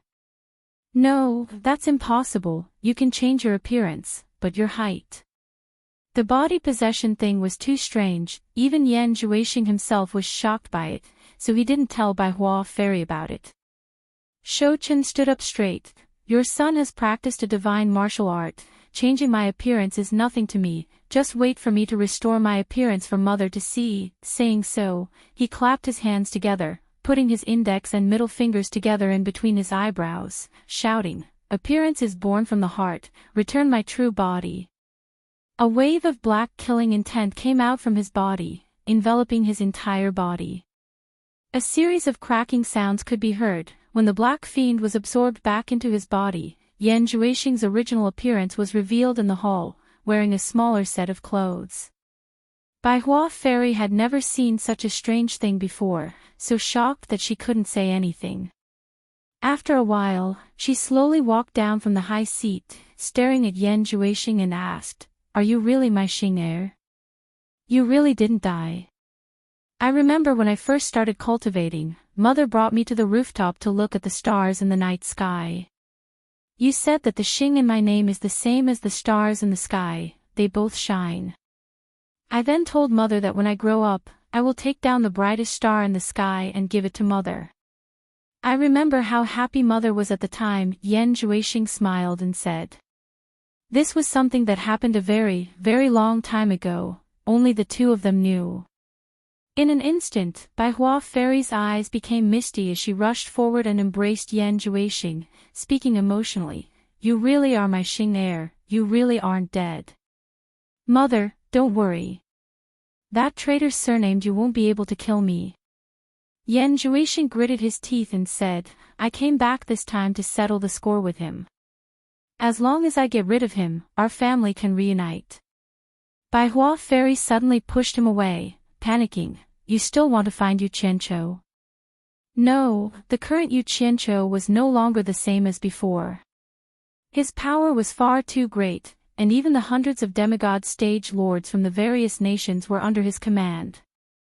You can't beat him. Isn't it better to hide your identity? I don't ask for a family reunion, I only ask that you two be safe. Mother, you don't have to worry. Your son is no longer the same as before. If I didn't have absolute confidence in winning, why would I come out to die in vain? Yan Zhuixing coldly laughed. He made it impossible for our family to reunite. The pain he made me suffer, I will return it to him 1,000 times over. How can I let him continue to be so arrogant in the cultivation world? If I don't get my revenge, I'm not a man. No, we won't get our revenge. Our family didn't lose anything anyway, we're all alive and well. Bai Hua Fairy grabbed Yan Zhuixing's arm and said, I've heard about you practicing demonic arts. As soon as you show your face in the cultivation world, you'll be surrounded and attacked by the entire cultivation world. I can't even imagine that. Mother, I really don't want to suffer the pain of losing my son anymore. Yan Zhuixing scowled, surrounded and attacked. With just them. Humph. They're nothing but a bunch of fence-sitters, they'll listen to whoever's fist is stronger. As long as I kill that traitor surnamed you, who else would dare to come and die? No, even if you don't think for yourself, you have to think for your little sister. Bai Hua Fairy didn't let him off the hook. Little sister. What does this have to do with her? Yan Zhuixing scowled. Bai Hua Fairy powerlessly shook her head. When Yu Qianqiu was still cultivating on Fu Xian Island, he had already met your little sister. The two of them were originally in love with each other, the only difference was that they were going to marry each other, but then because of the grudge between you and Yu Qianqiu, your little sister's heart was broken. When she found out that you were killed by Yu Qianqiu, your little sister would often cry in secret. The two of you kept fighting, the one who was hurt the most was your little sister. One was her own brother, the other was someone she liked. What would your little sister do? I can tell that your little sister still likes him. Even if you can win against Yu Qianqiu, what would your little sister do after you kill Yu Qianqiu? Do you want her to wash her face with tears every day? Yan Zhuixing was stunned, not even in his dreams could he imagine that Yu Qianqiu would seduce his little sister. In fact, ever since Yu Qianqiu cut off his love with the brilliant sword, he didn't put this matter to heart. He didn't know that the female lead of the story would be so infatuated that the story would become so melodramatic. If he had to blame something, he could only blame his dirty hands at the time. He shouldn't have touched Yan Zixia so carelessly. For some women, as long as you don't cross the line, there won't be much of a problem, but once you cross a certain line, it'll be very troublesome. Coincidentally, Yan Zixia was this kind of woman, deeply rooted in love. Bastard, despicable. Yan Zhuixing was so angry that his body trembled. He didn't expect Yu Qianqiu to make a move behind his back and take advantage of him first. He was so angry that his eyes faintly emitted red light. He gritted his teeth and said, "Mother, don't be naive. Maybe sister has feelings for him, but that guy is not a good person. Even if I let him go, he won't let me go, you probably don't know that. He's already placed people around by Hua Palace, as soon as I show up, he'll kill me. I guarantee that no matter who pleads for me, he won't let me go." Saying so, he clasped his hands together and shouted, "Appearance comes from the heart, borrow my avatar." A black fiend appeared and covered his entire body, followed by the sound of bones cracking. When the black fiend retracted, he returned to his usual appearance, turned around and left. Bai Hua Fairy hurriedly grabbed him again. "What are you trying to do? Can't even I talk to you?" Unexpectedly, a gust of wind pushed her back a few steps. Yan Zhuixing suddenly turned around. "That animal dared to play with my little sister's feelings, I definitely won't let him go. I'll give him a taste of his own medicine, just wait until I've also played with his woman, then I'll let him have a taste of what it's like. Don't worry, mother, it's better to get the pain over with. After I kill him, as time passes, my little sister will naturally walk out of the shadow. Do you want your little sister to hate you for the rest of her life?" Bai Hua Fairy shouted. "Hating me for the rest of my life is better than falling in love with someone you shouldn't love and being sad for an outsider." Yan Zhuixing casually formed a hand seal, freezing Bai Hua Fairy in place, only regaining her senses after Yan Zhuixing left about a minute later. After the relationship between the four major clans and Bai Changchun was exposed, their status in the cultivation world had suddenly increased. Logically speaking, the Bai clan of the four major clans had the greatest honor, but in fact, the Wu clan was in the limelight. The reason for this was none other than the fact that Wu family has a daughter named Wu Lixue, the woman of the current Yaogui realm's torture envoy, the strongest expert in the world. This was something that Yu Qianqiu had personally admitted. Who in the world didn't know about it? Nowadays, the entire cultivation world no longer has any national boundaries. Everyone lived in harmony with each other. Therefore, the current Wu clan's Hat Island was extraordinarily bustling. Cultivators from all over the world frequently visited this place, and the Wu clan had become the most prosperous, lively, and largest auction venue in the entire cultivation world. Wealth was rolling in, and it could be said that they had earned a lot of money. However, it was useless even if others were jealous. No one dared to do anything to Wu family. Who told Wu family to have a daughter named Wu Lixue, and Wu Lixue was Yu Qianqiu's woman? Who in the world would dare to touch Wu family? Gula House was a restaurant opened by Wu family on Hat Island, as well as the largest and best restaurant on Hat Island. Shouchen changed out of the myriad demon's palace's attire and ordered a table of food and wine. He sat alone by the window and slowly drank his wine. He looked at the bustling scene of people coming and going on the streets below, and his expression was dark and gloomy. Everything that happened that year felt like it happened just yesterday. It was here that he first met Wu Lixue, the first woman in his life who could make his heart beat faster. He didn't know why he was attracted to Wu Lixue. In fact, he had seen many women who were more beautiful than Wu Lixue, but he had never felt the way he did when he saw Wu Lixue. He didn't know what he liked about Wu Lixue. Perhaps it was her innocent smile that could make her big eyes look like crescent moons, or her lively cuteness, or even her stupid words. In short, everything about her had an astonishing allure to him. Unfortunately, Wu Lixue came with Yu Qianqiu, who he hated to the bone. However, at that time, he had a good relationship with him, and they called each other brothers. Perhaps they could have been very good friends. Later, some accidents happened, and Wu Lixue was violated by the son of the Daluo sect master. Logically speaking, since he liked Wu Lixue, he should have stepped forward bravely. However, he was filled with misgivings at the time. The Daluo sect was truly powerful at the time, and he was a man with great ambitions. How could he ruin his plans by offending the Daluo sect for the sake of a woman?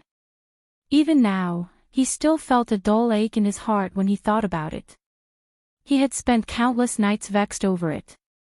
If the situation had happened now, he would definitely have stepped forward bravely to save the damsel in distress, and he would definitely have won Wu Lixue's favor. However, there were no ifs for what had already happened. At that time, he was the young palace master of the 100 Flowers Palace, and he didn't dare to do it, but that little disciple of Fuxian Island did it instead.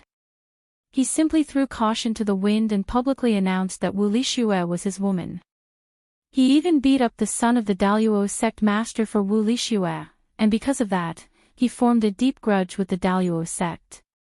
However, with effort comes reward, and Yu Qianqiu really captured the heart of the beauty. Wu Lixue had a good impression of him on the spot, and he could see it from the shy look in Wu Lixue's eyes when she looked at Yu Qianqiu at that time. Her shy look cut into his heart like a knife, and he wished that he could go back in time and let the situation repeat itself. He would definitely stand up for Yu Qianqiu and stand up for her. However, a missed opportunity was a missed opportunity, and it was impossible to go back in time. So what if his heart ached? He didn't do anything wrong at that time, because he was a person with great ambitions. No matter what, his actions were more rational than Yu Qianqiu's.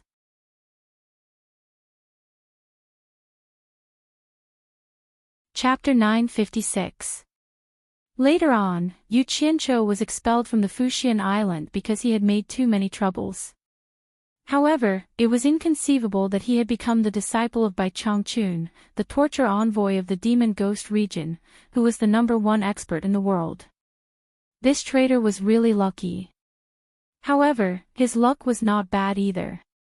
He had cultivated the treasure book left by the demonic god.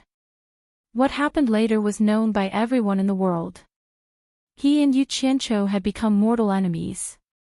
However, he had failed several times when they fought against each other.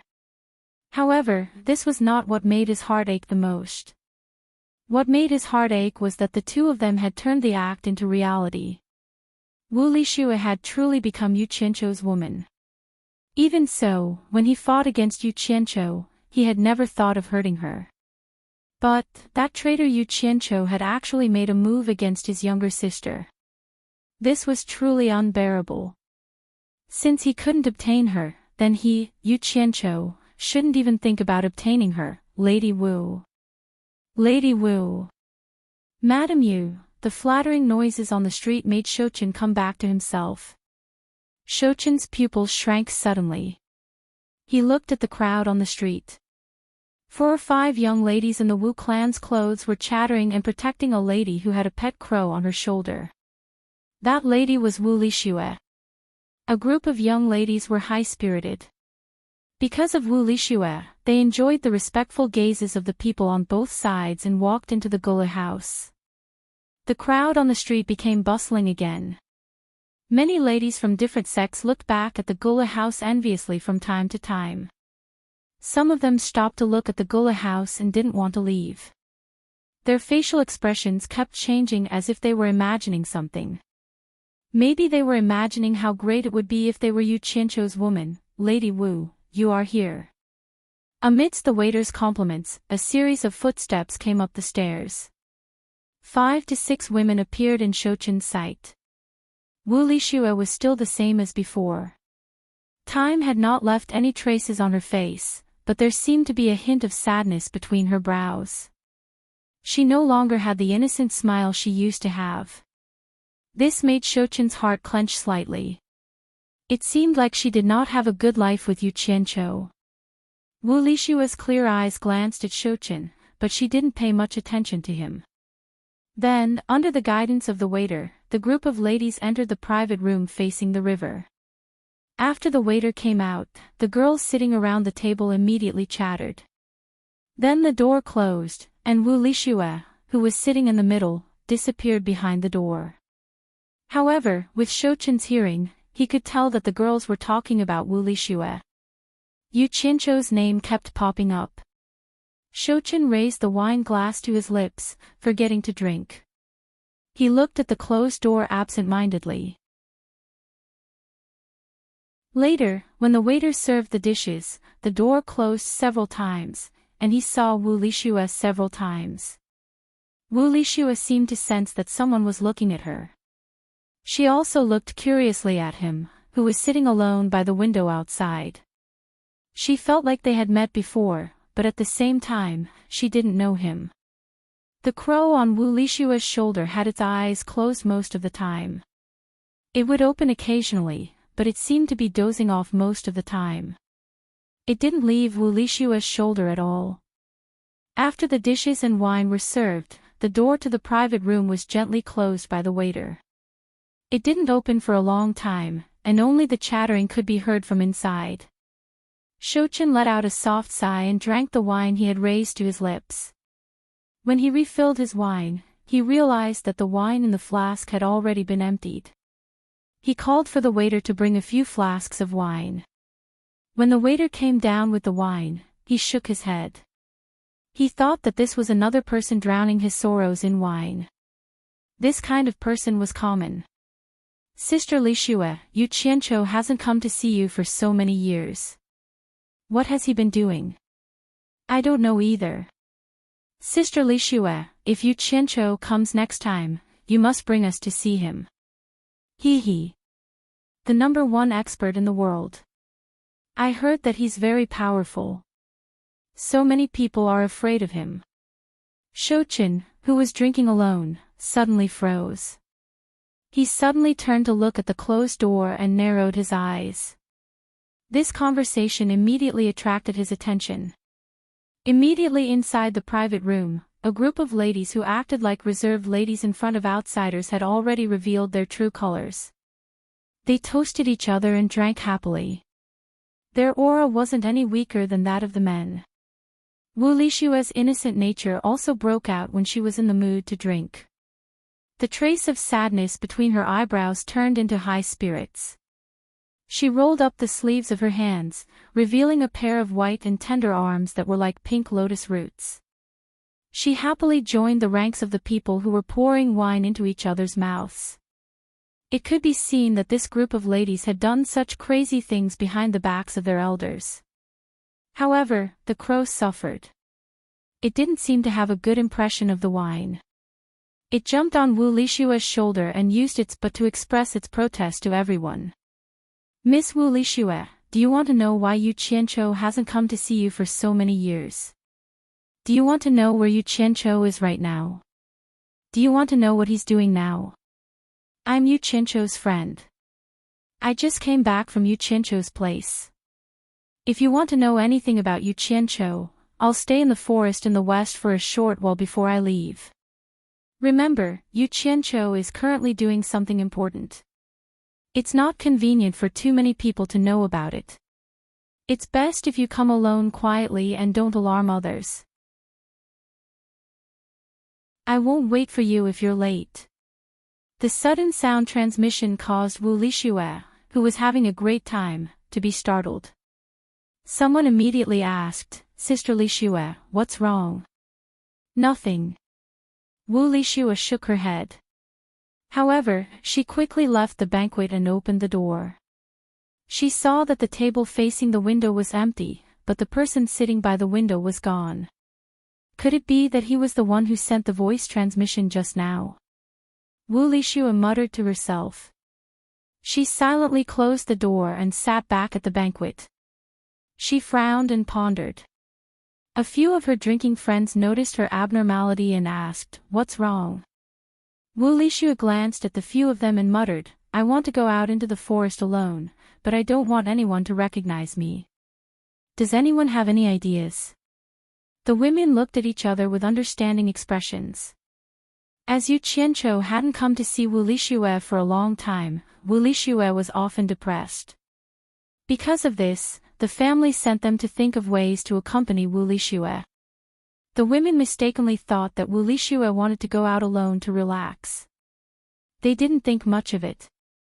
You're going out alone. I'm afraid it's not safe. It's better for us to accompany you. Someone voiced out their concerns. Subsequently, someone else added, that's right. If something were to happen to you, it might provoke Yu Qianqiu to come and punish us.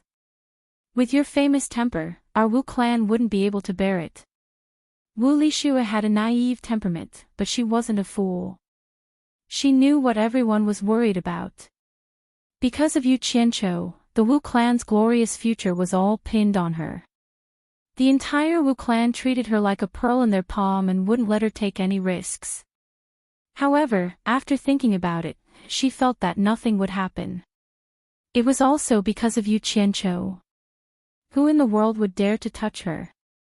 She paused for a moment and said, I can't think of anyone who would harm me, and I don't think anyone would dare to do so. I'm just going to take a walk around the Wu clan and we'll be back soon. Nothing will happen. The women looked at each other and felt that it was true. With Yu Qianqiu's current power and cultivation, would anyone dare to touch Wu Lishue? No one would dare to do so even if they had 100 guts. But if the clan knows that we let you go out alone, all of us will be punished. Someone whispered, but from the tone, it could be heard that they were already relieved. It doesn't matter. I will go out for a walk quietly and will be back soon. No one will find out. Even if someone finds out and the clan punishes all of you, I will definitely come forward and plead for leniency for all of you. I guarantee that nothing will happen to all of you.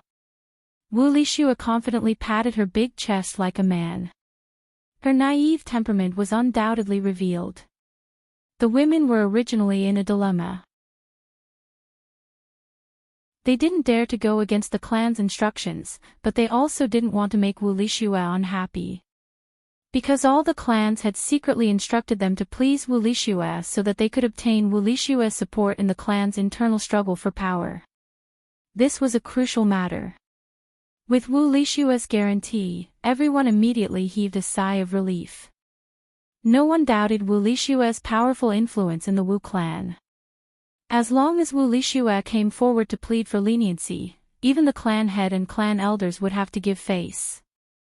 Most importantly, the women were extremely confident that no one in the world would dare to touch a single hair of Wu Lishue. In a situation where nothing happened, they could still make Wu Lishue happy. Why wouldn't they do it? But how can we not let others recognize you? A woman looked at everyone and asked, does anyone know how to disguise themselves? The women shook their heads. Then, someone seemed to think of something and clapped her hands. She took out a white gauze hat from her storage bag and smiled. Just wear this to cover your face. Thank you. Wu Lishue's eyes lit up. Her naive and playful personality came out again. After receiving it, she immediately put it on her head and asked, how is it? How is it? Can you recognize me? The women's eyes focused on her impressive figure. They realized that although they couldn't see her face, her figure could be recognized by those who had seen her before. Wu Lishue followed everyone's gaze and looked at herself. She immediately pouted and understood. I have a way. Another person happily clapped his hands and took out a black female shawl robe from his storage pouch. He handed it over and said, you just need to wear this. With a veil on your head, no one will be able to recognize you. Wu Lishue took it and immediately tried it on. The women cheered after seeing it and confirmed that it worked. No one would be able to recognize her. However, there was still a slightly older person who was worried. Younger sister Lishue, don't take too long. Go and come back quickly.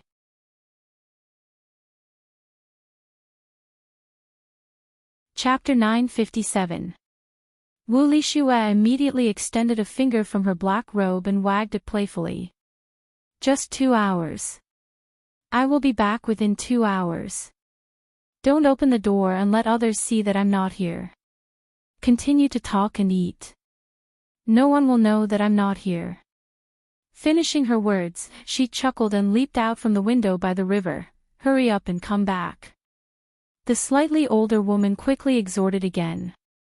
Seeing that Wu Lixue had disappeared, she sat down and shook her head with a sigh. That man of hers. I remember that when he first met Lixue and came to the Wu clan, many people in the Wu clan looked down on him. In the end, every time he appeared in the Wu clan, we realized that his cultivation was getting higher and his authority was getting heavier. Now, his cultivation is number 1 in the world, and his authority is monstrous. But he seems to be a little too busy. I don't know if Lixue is fortunate or unfortunate to be his woman. Anyway, it's no different from not having a man. Once this was said, someone immediately agreed. That's right. Actually, to us women, being able to be with our man every day isn't necessarily a blissful thing. For those who fight and kill outside all day long, so what if they obtain the entire world? Shui is a very good example. That Yu Qianqiu doesn't even have time to care about her. But in the eyes of many people in the Wu clan, whether Shui is happy or not is secondary. It's fine as long as Shui can be Yu Qianqiu's woman in name. After a sigh, the woman turned and asked the person who spoke earlier, if Yu Qianqiu is your man, or if you are Shui, would you be happy? That person's eyes immediately lit up. I want to. Unfortunately, it's impossible. Weren't you feeling sorry for Shui, just now and saying that it's meaningless for such a man to fight and kill outside all day long? Why are you thinking about it now? Pity is pity, and meaningless is meaningless. But if she finds a useless man who stays by her side all day long, wouldn't it be even more meaningless? Maybe one day when she gets bullied by him, she won't even be able to stand up for him. That's why I would rather feel empty and lonely when I'm alone in my room, as long as I can enjoy everyone's envious gazes when I come out. Look at Shui. Everyone in the world fawns over her.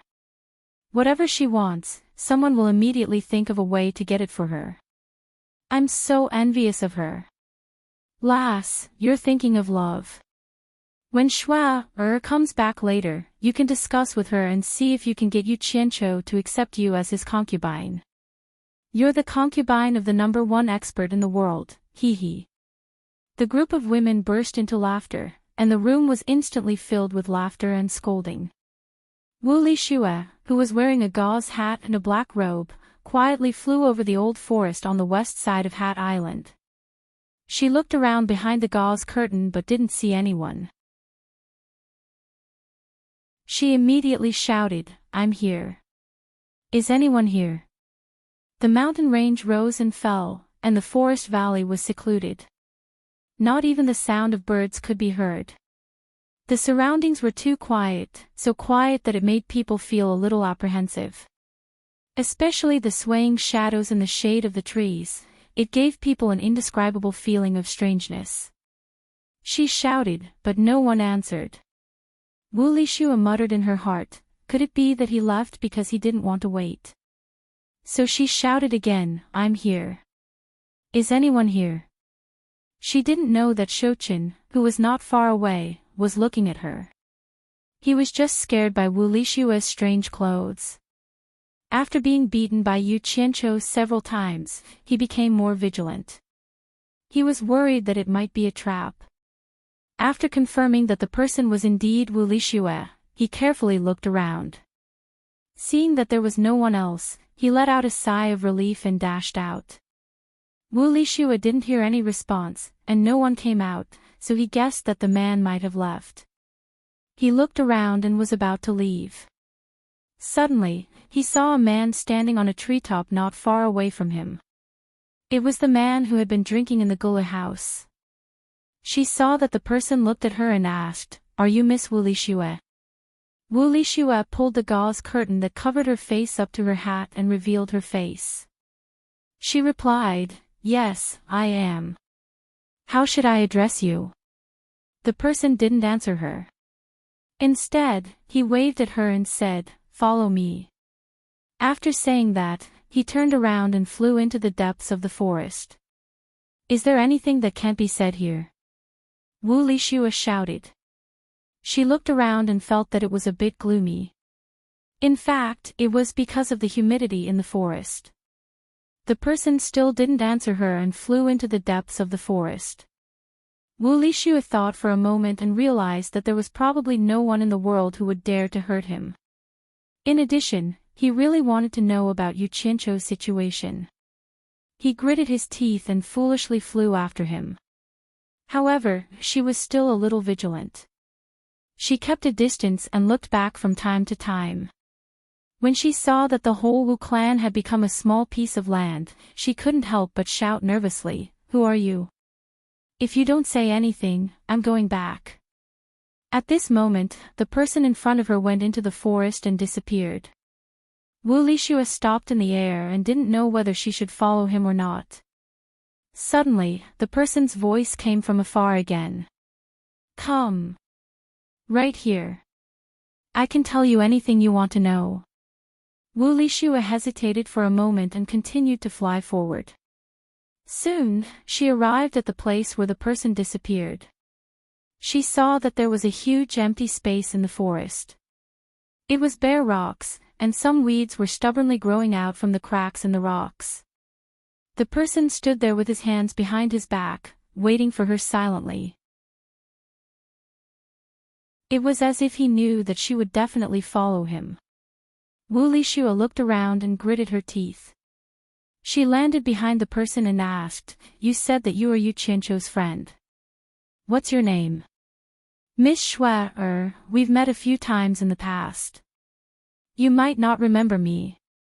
Shouchen slowly turned around and smiled at Wu Lixue. "I didn't expect Miss Xue, to still be so beautiful. You haven't changed at all. We've met in the past." Wu Lixue thought about it doubtfully.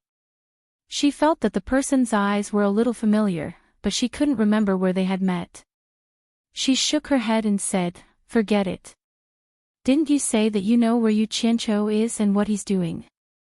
Please tell me.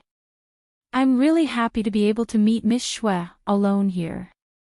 Maybe it's because it's not easy to recognize me in this form. When I change back to my original form, Miss Xue will be able to remember who I am." Shouchen clasped his hands together and pointed at his forehead. He shouted, "Appearance comes from the heart. Return me my true form." A wave of black mist immediately spread out and wrapped around his body. This strange scene caused Wu Lixue to take a step back in fear. At the same time, the crow that was resting on Wu Lixue's shoulder suddenly opened its eyes. It stared at the surging black mist with a sharp gaze as if it was facing a great enemy. Suddenly, the black mist shrunk and Yan Zhuixing appeared. He asked with a smile, "Miss Xue, do you still remember me?" "Ah. You." Wu Lixue stammered in horror, "You. You're Yan Zhuixing. Aren't you already dead?" She subconsciously took a step back. The grudge between Yu Qianqiu and Yan Zhuixing was known to everyone in the cultivation world. If there was anyone who dared to go against Yu Qianqiu in the cultivation world, it would be Yan Zhuixing. Wu Lixue couldn't help but be afraid. "Dead? Lady Xue is looking down on me too much. Yu Qianqiu's little tricks aren't enough to kill me." Yan Zhuixing slowly walked towards the retreating Wu Lixue and said with a faint smile, "Miss Xue, we're old acquaintances. Are you afraid of me? You. Why did you trick me here?" Wu Lixue retreated in horror. Suddenly, she twisted her body and fled into the air. "Run. Since you're here, stay and accompany me." Yan Zhuixing opened his mouth and 7 devilish spirit snakes flew out quickly. In the blink of an eye, they caught up with the escaping Wu Lixue. They wrapped her tightly in the air and dragged her back like a stick. Wu Lixue, who was dragged back to the ground, struggled hard, but it was of no use. With her current cultivation, how could she get rid of Yan Zhuixing's devilish spirit snakes? The strange thing was that the crow on her shoulder was nowhere to be seen. However, Yan Zhuixing didn't care about a small pet crow at all. Seeing that she couldn't escape and Yan Zhuixing was approaching, Wu Lixue hurriedly shouted, "Help! Yu Qianqiu, help me!" The help didn't come, but Yan Zhuixing was shocked. He mistakenly thought that Yu Qianqiu was nearby. He quickly looked around and heard Wu Lixue crying, "Yu Qianqiu, where are you? Come and save Shui." He breathed a sigh of relief. It seemed that this woman was crying for help with her only hope. In fact, Yu Qianqiu wasn't here at all. No. Yan Zhuixing's eyes were cold. So what if Yu Qianqiu was here? I'm going to settle the score with him anyway. There's no reason to be afraid of him. What are you shouting for? If you shout again, I'll let it get into your mouth. Yan Zhuixing shouted in a deep voice, and the demonic spirit snake that entangled Wu Lixue immediately stuck its head out. The ferocious snake head flicked its tongue in and out of Wu Lixue's mouth, and its red eyes looked cold and cruel. Women were born to be afraid of snakes. She was so scared that she didn't dare to shout anymore. She closed her mouth tightly, only her tears kept flowing out, and she kept shaking her head.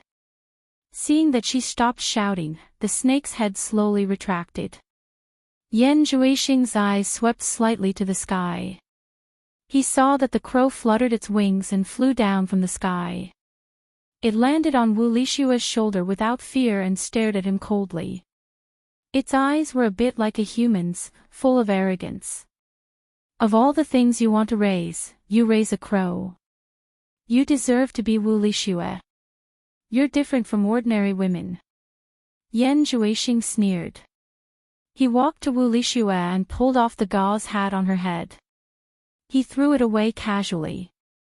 Then he pinched Wu Lixue's chin and slowly raised it, asking, "I don't understand. What's so good about that scumbag Yu Qianqiu? He left you here and didn't care about you at all. It means that he doesn't care about you at all. If it weren't for him, you wouldn't have suffered like this. I'm different. I've always cared about you. If you're willing to follow me, I promise you won't have to suffer anymore."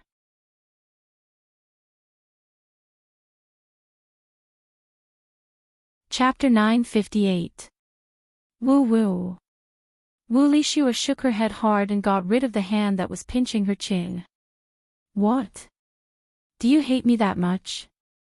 Which part of me can't be compared to Yu Qianqiu, that villain?" Yan Zhuixing's hand touched Wu Lixue's face again and wiped the tears on her cheeks. "Your skin is so good. I really don't want to force myself on you, Shui. Promise to be my woman. I can give you whatever he can give you. I can give you whatever he can't. In short, I can give you whatever you want." Ugh. Wu Lixue bit on Yan Zhuixing's hand. She bit with all her might. However, Yan Zhuixing didn't react at all. He allowed Wu Lixue to bite his hand. His eyes gradually turned fierce. Suddenly, he pulled his hand back and slapped Wu Lixue's face.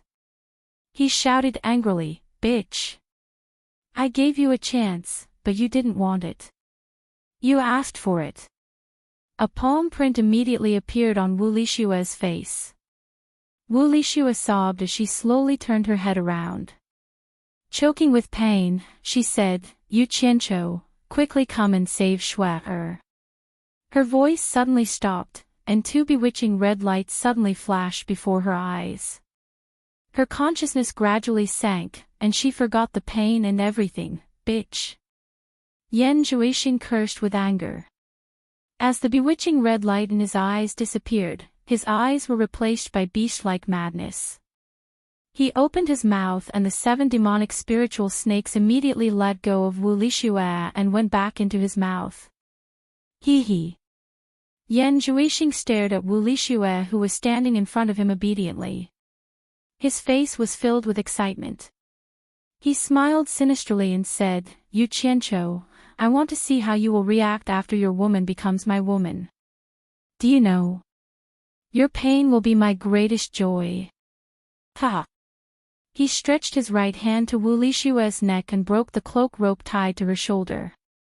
At the same time, Yan Zhuixing let out a cry of pain and dodged with a teleport. From the back of his right palm to his elbow, there were 5 bloody holes. Blood dripped down from the 5 fingers of his right palm. Yan Zhuixing looked at Wu Lixue in disbelief.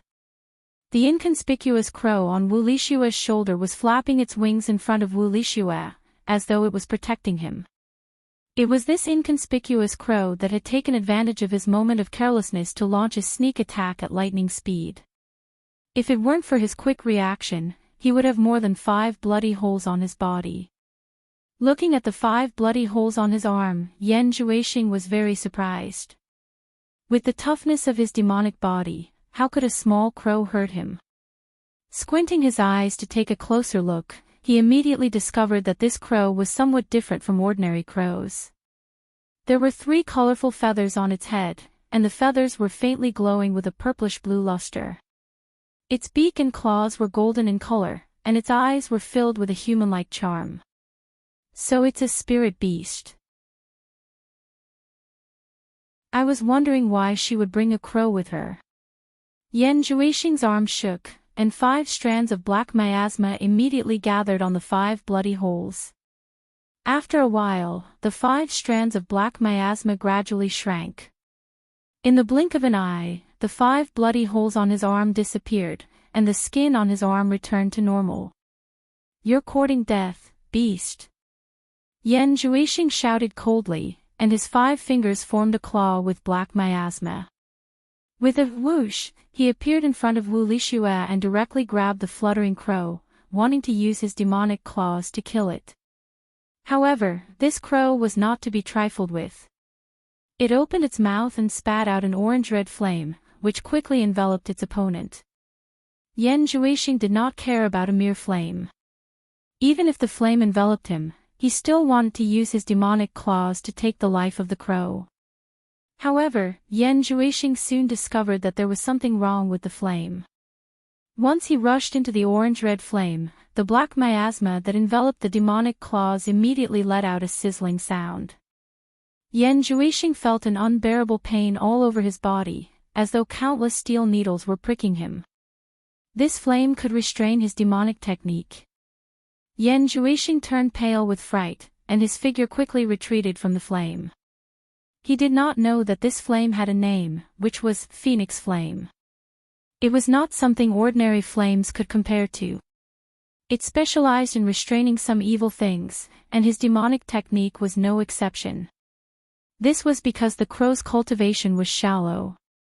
Otherwise, with his cultivation, he would not be able to escape from the Phoenix Flame. The flame that was spat out by the crow's mouth quickly wrapped around its body, and the fire wings that extended out made it seem like the crow had turned into a dignified big bird. This kind of bird was very beautiful, and Yan Zhuixing had never seen it before. However, how could Yan Zhuixing be frightened by a strange bird? A gloomy expression appeared on his face as he sneered, "What a loyal little beast. Demonic fest." Before he finished speaking, he had already rushed into the flame like a meteor and punched out. Bang! The flame dissipated, and the crow could not dodge in time. It let out a miserable cry and was beaten into the deep forest. It was unknown whether it was dead or alive. After forcefully killing the crow, Yan Zhuixing snorted coldly, "Can't even withstand a single blow." He strode in front of Wu Lixue and grabbed her collar, wanting to tear off her clothes and do that beastly thing. However, at this moment, a weak female voice suddenly came from the deep forest, "Sister Shui, I can't beat him." Run, run. There's someone. Yan Zhuixing was shocked, and quickly looked over. He saw the crow that was sent flying wobbly for a while before landing on the ground and bouncing a few times. Then, it flew up again and landed on the ground and bounced a few times. It was spitting out a human voice with blood on its mouth. The one who spoke was this crow. Ah! It can actually speak. Yan Zhuixing felt it was strange. He had never seen an animal that could speak in the human world, and it was a clear and melodious female voice. Looking at the fluttering crow, Yan Zhuixing's lips suddenly curled into an evil smile. He looked at Wu Lixue and said, "Shuai's figure is really not bad. I have never seen it before. Shuai, take off your clothes and let me have a look." However, to Yan Zhuixing's surprise, Wu Lixue stood there with her brows slightly furrowed. She did not have any reaction at all. Yan Zhuixing was a little surprised and stunned. He had never seen anyone disobeying his command when he was controlled by his demonic eyes. He immediately shouted, "Take off your clothes. Take them off." As soon as he said that, Wu Lixue's expression immediately became extremely painful. She seemed to be doing something intense in her heart. Damn it! Yan Zhuixing's expression twitched. He had never encountered such a strange thing. With a ferocious expression, he lost his patience. He raised his arm and was about to do it himself. However, before his hand touched Wu Lixue, he saw a ball of faint light suddenly burst out from Wu Lixue's body. It wrapped around Wu Lixue and kept shining, as if it wanted to avoid all evil. As soon as the light shone on Yan Zhuixing's hand, Yan Zhuixing immediately let out a strange cry. There was a bone-piercing pain from his palm. It was simply unbearable. It was 100 times more painful than the fire that the crow spat out. Yan Zhuixing didn't dare to touch the light again. He quickly retreated and dodged. He looked at Wu Lixue in shock. He couldn't figure out what was going on. Wu Lixue, who was wrapped in the light, still had a pained expression on his face. However, as the light pulsed, a group of faint light spots gently surged out of Wu Lixue's body. Those light spots were sparkling and translucent like little 7-colored stars, sparkling delicately. After a while, countless colorful light spots surged out and gathered into a dreamy galaxy, wrapping Wu Lixue in it. At this time, Wu Lixue was as holy as a dreamy goddess. She was in a dreamy world, which made Yan Zhuixing dumbfounded. The colorful nebula seemed to feel Wu Lixue's pain, so it separated a wisp and went into her nasal cavity as she breathed. The pain on Wu Lixue's face immediately eased. After a while, the colorful nebula came out again, but it was wrapped in a wisp of wriggling mist like a red nematode. The red mist struggled desperately, as if it wanted to get back into Wu Lixue's nasal cavity. However, the 7-colored nebula did not intend to let it go at all. As soon as it was wrapped up, it immediately formed an unpredictable orbit like the nebula in the night sky, and immediately crushed the red mist into nothingness.